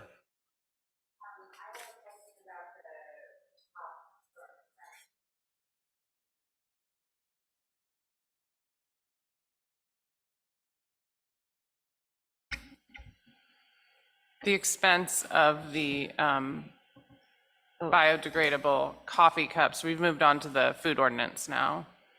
Oh, And you had some tips or something to share about Crown and Crumpets. yes. So regarding the reusable foodware ordinance, a key component of the foodware ordinance is that we have structured it so that if a product, an alternative compliant to-go product is not commercially available, that would be accepted for compost at Redwood landfill, then it would be exempt until such a time as it does become available, because we don't want to challenge our businesses trying to find something that's not available or spending money on something that's not widely commercially available. So right now, and that list is posted on the website. It is will be updated annually. If a product is on it and then comes back, there'll be a big lead time to educate businesses about that change. And right now, hot cups and hot cup lids, because there is not a compliant compostable alternative available, are on that exempt list. So Crown and Crumpet would not have to worry about the cup lids right now, because they're right, they can't find one that works, that is an alternative. But if it came on the list, how much time would a restaurant have to become compliant? Our main focus with this is education first with businesses, and that education, if a town chooses to have the county enforce on their behalf through the food facility organization, will happen twice a year, just through their general or regular visits with the business. So there's not a set time that they would have, but they would be given a lot of time to start making that transition. So if we adopt this food container ordinance, the county comes twice a year to every restaurant to enforce it? Yes. It depends on the food facility type, larger or smaller food type, but generally for most businesses in Marin, the county environmental health services goes to each business twice a year to check for state health code, make sure the temperatures are accurate and all of those things. And this program would be integrated into those visits. Thank you. Mm-hmm. I had a question about well, maybe it's more of a comment. Maybe I should hold it until we get to this. Okay, I'll wait. All right. Yes? We're not there quite yet. Do we have any other questions for staff? Okay, I will open the public hearing on this issue. There is someone who wishes to speak. David Muller. Good evening, Mayor Cole, council members and staff. This is David Muller. I've spoken at several prior Ross Council meetings, encouraging Ross to take common sense actions to reduce the greenhouse gas emissions that are heating our atmosphere and driving climate change. And that's what the REACH codes are about. It's about climate change. It's not about convenience. It's about climate change. Greenhouse gas emissions from buildings, mostly for space and water heating, are responsible for about 1/3 of Ross's greenhouse gas emissions. And transportation, primarily passenger vehicles, is responsible for most of the rest of Ross's greenhouse gas emissions. Simply put, if we want to reduce the greenhouse gas emissions that are driving climate change, we need to take action in these two sectors, buildings and transportation. And the 3 model REACH codes developed and recommended by Marin County do exactly that. They address new buildings and major remodels. That's it. They will avoid increasing greenhouse gas emissions and start ramping down these emissions associated with remodels. Additionally, they will increase electric vehicle charging infrastructure, which promotes adoption of electric vehicles.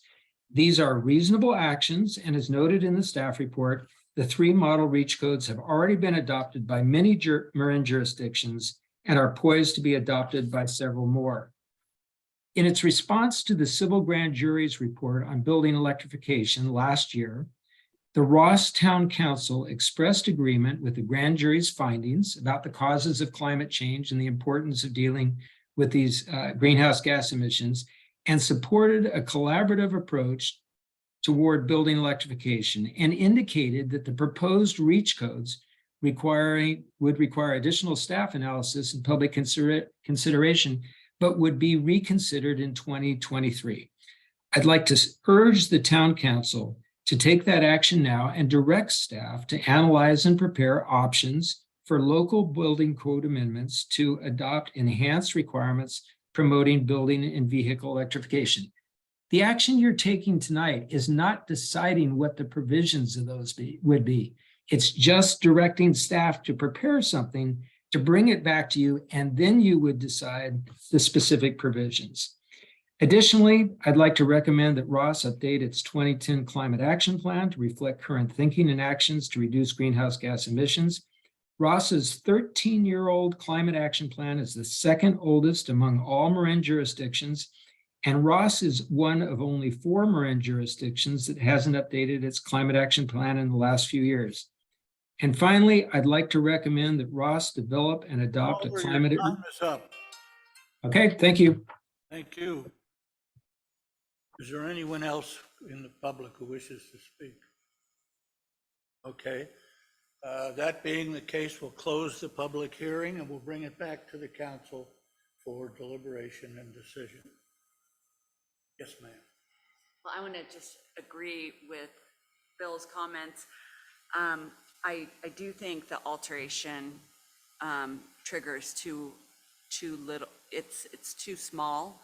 So I'm concerned about a 750 square feet. I also know, having done a remodel in San Anselmo where they've got Title 24 analysis, where I'm throwing away perfectly good windows into the landfill just to meet these regulations. And I just question whether that's really environmentally beneficial.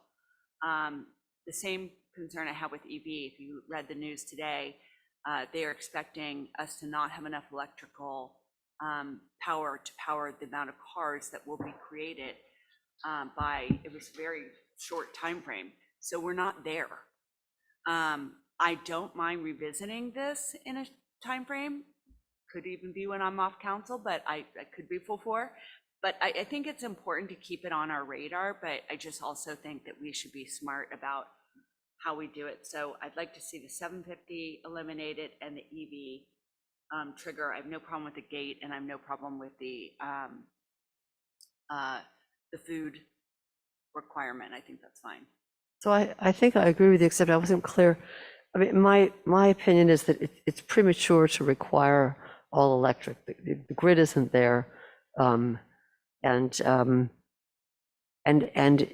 it's just not stable enough. I mean, we all, even here tonight, if we have a power outage, we can keep going because the town has a generator that's run on gas, diesel fuel. So I don't think it's yet possible to say that the electrical grid is stable enough to make everybody rely only on electricity. And I'd asked Rebecca what our residents are doing, the people who built houses in the last year or two, and she said that every single new house has a gas meter. So it would take a lot of outreach and education and interest on the part of the community, I think, to change these codes. And if we're going to change anything, I think we first want to see, I think we need to hear what people want. And I think no one knows it's on the agenda, or very few people know it's on the agenda tonight. My sense is that people would say, good idea, it decreases greenhouse gases, but it's just a drop in the bucket, especially if China and India aren't doing very much.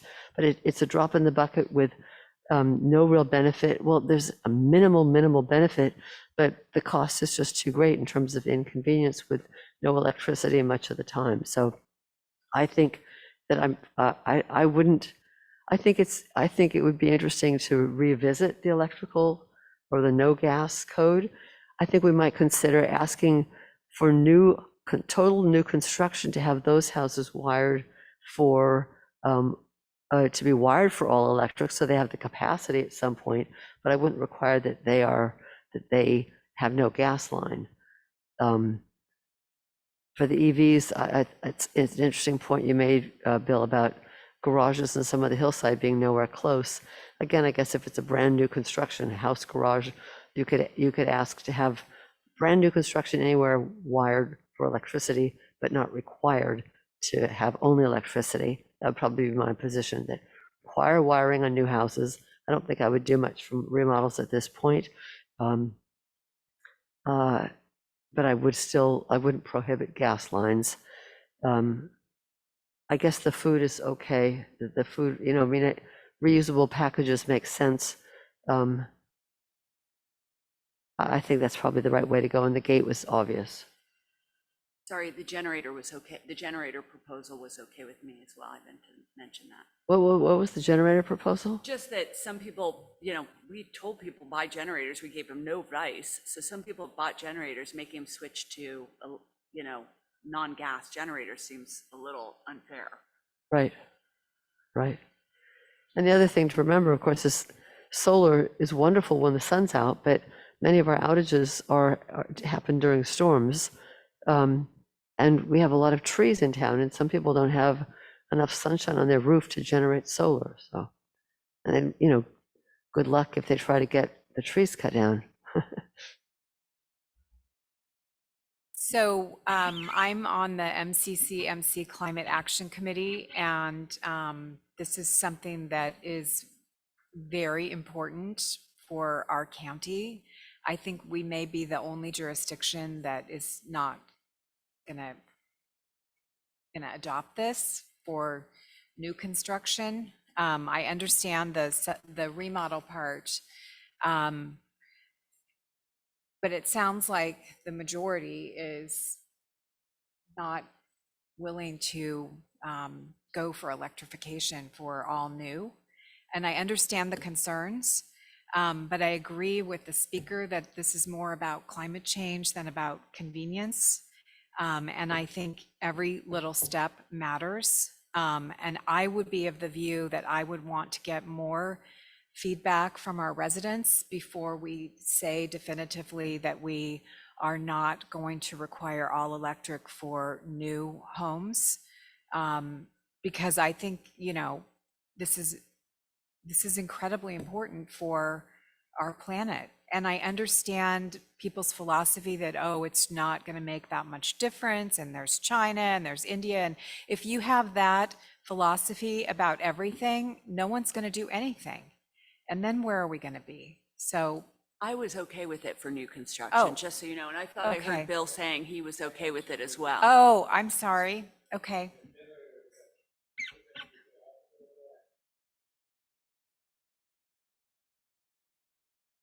Okay.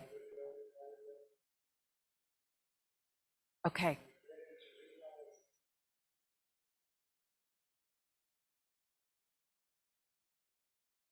Yeah. So Julie, are you also okay with all electric for new? Yeah.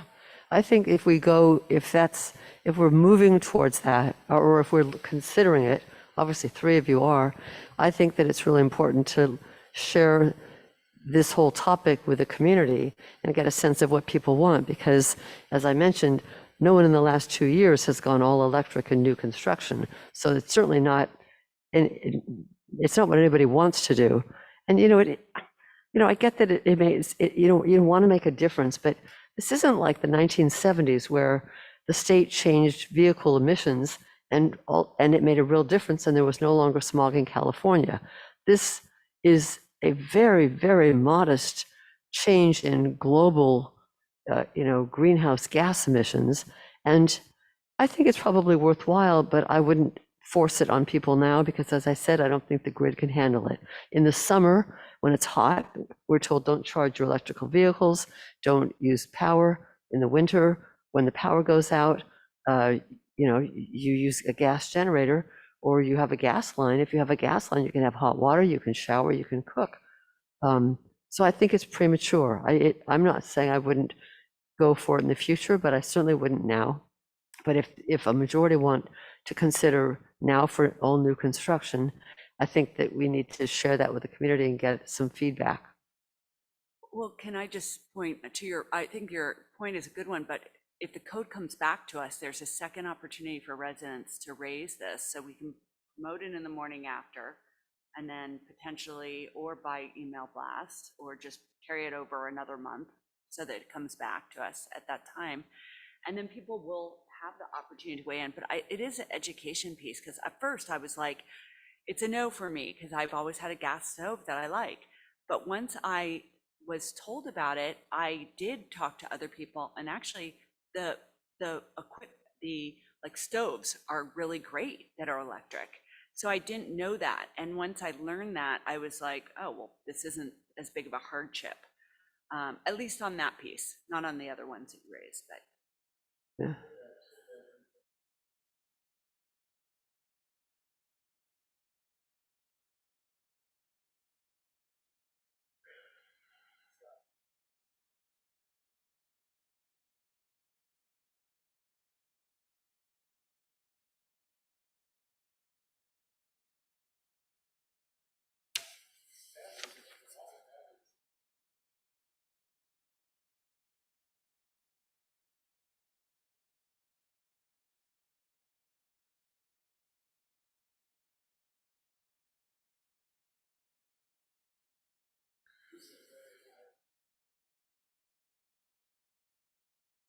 Yeah.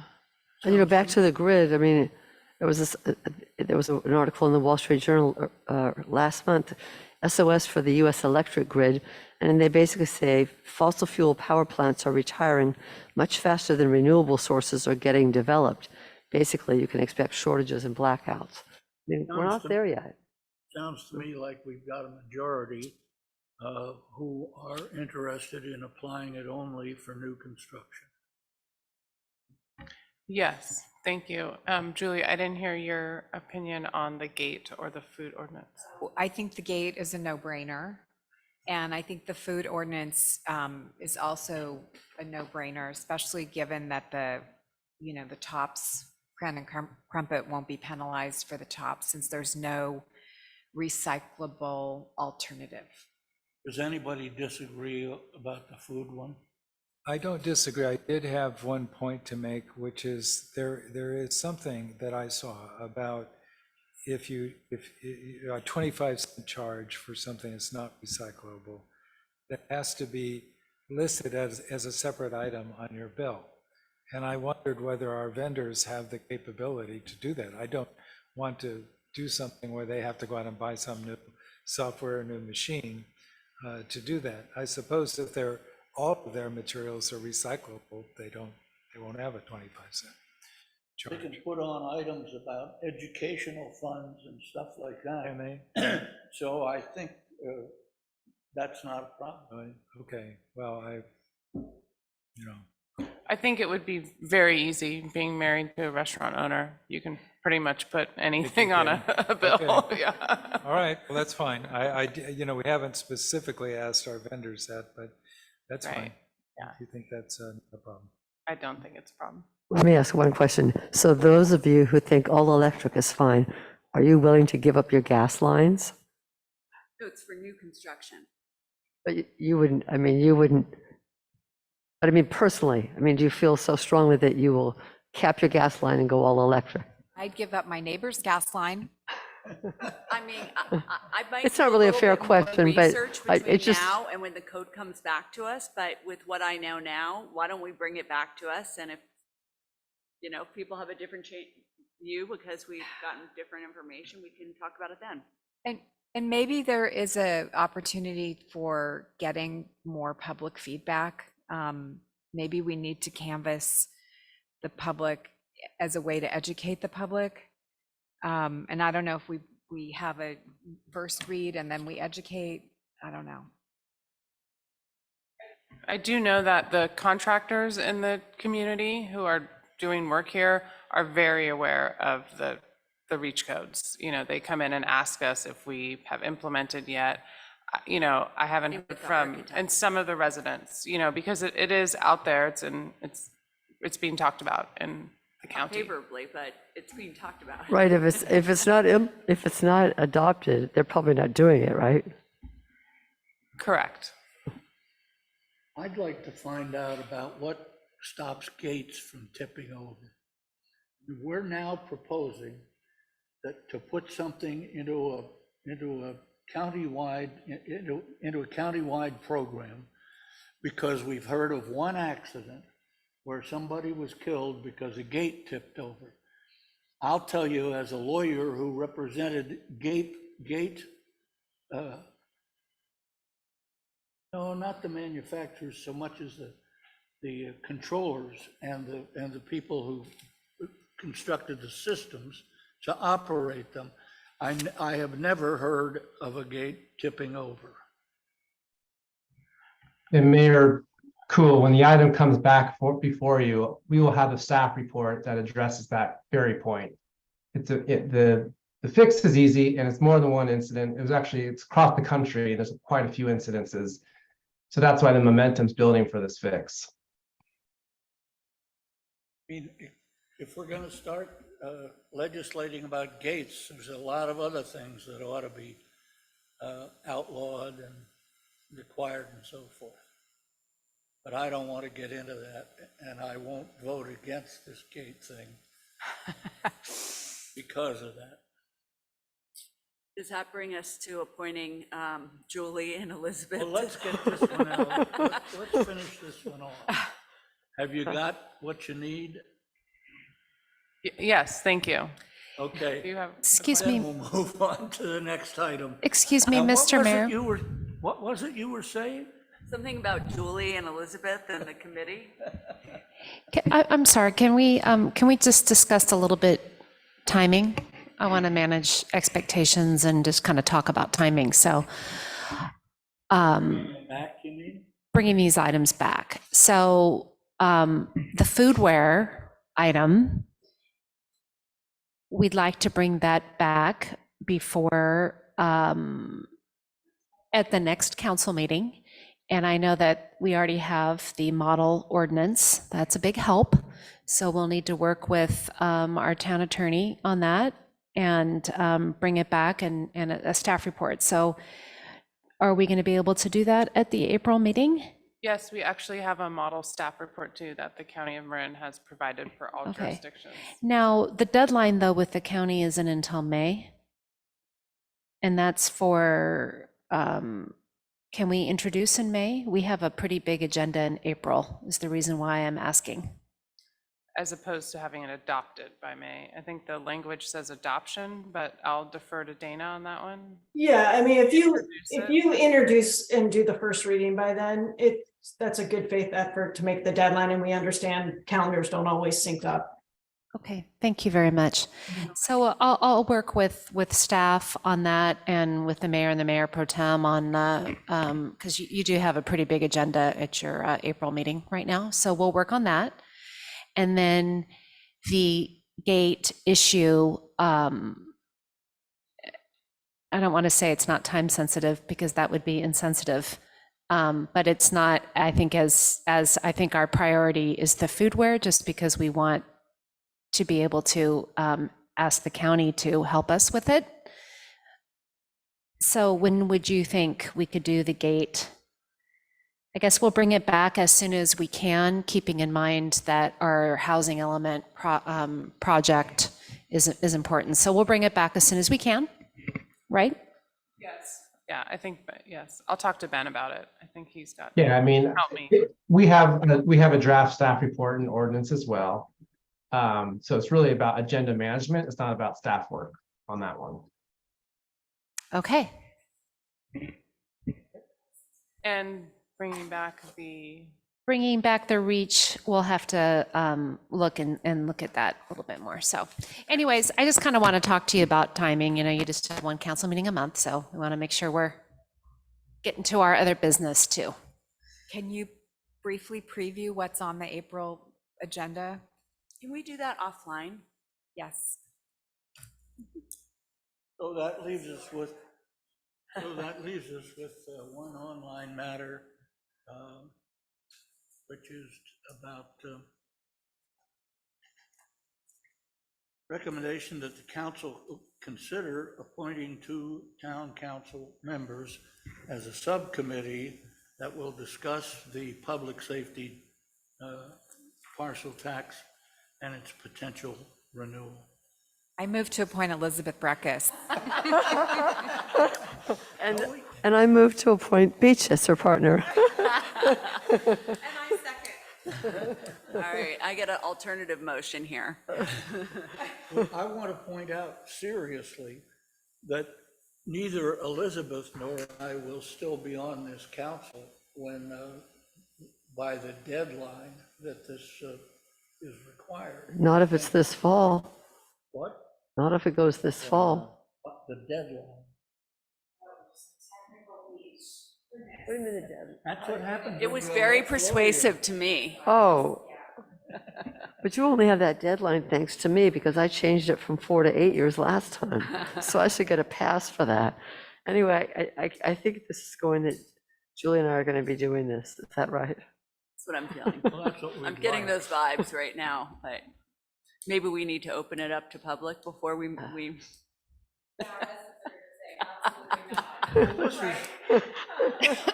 Well, this is just considering appointing. Okay. Well, that's all my considerations are. We have a track record of success. We got the paramedic tax extended. Very good point. We don't want to, yeah. We don't want to mess with this. Right. Well.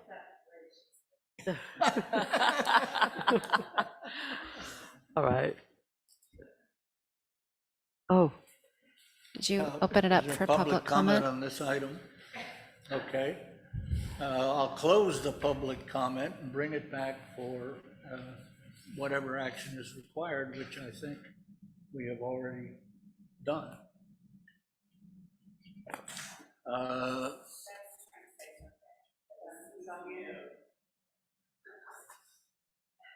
Ben, are you trying to weigh in on this? I'm just saying we should do a resolution appointing 2 members or a recommendation, a motion to appoint 2 members to a subcommittee. So moved. And that's Councilmember Robbins and McMillan. Yes. You're going to lose anyway. Go ahead. That'll make you feel a lot better. I'm sorry, I just need to make sure McMillan and Robbins are going to be on this committee? Yes. Thank you. All right. Councilmember McMillan.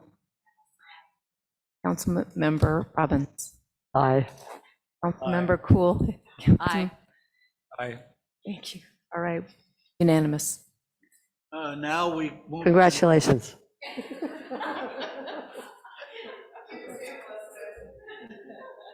Now we move on to no action items. Does anyone have any correspondence they wish to report? Seeing none, does anyone want to request a future council item? Okay, that being the case, I'll declare the meeting adjourned.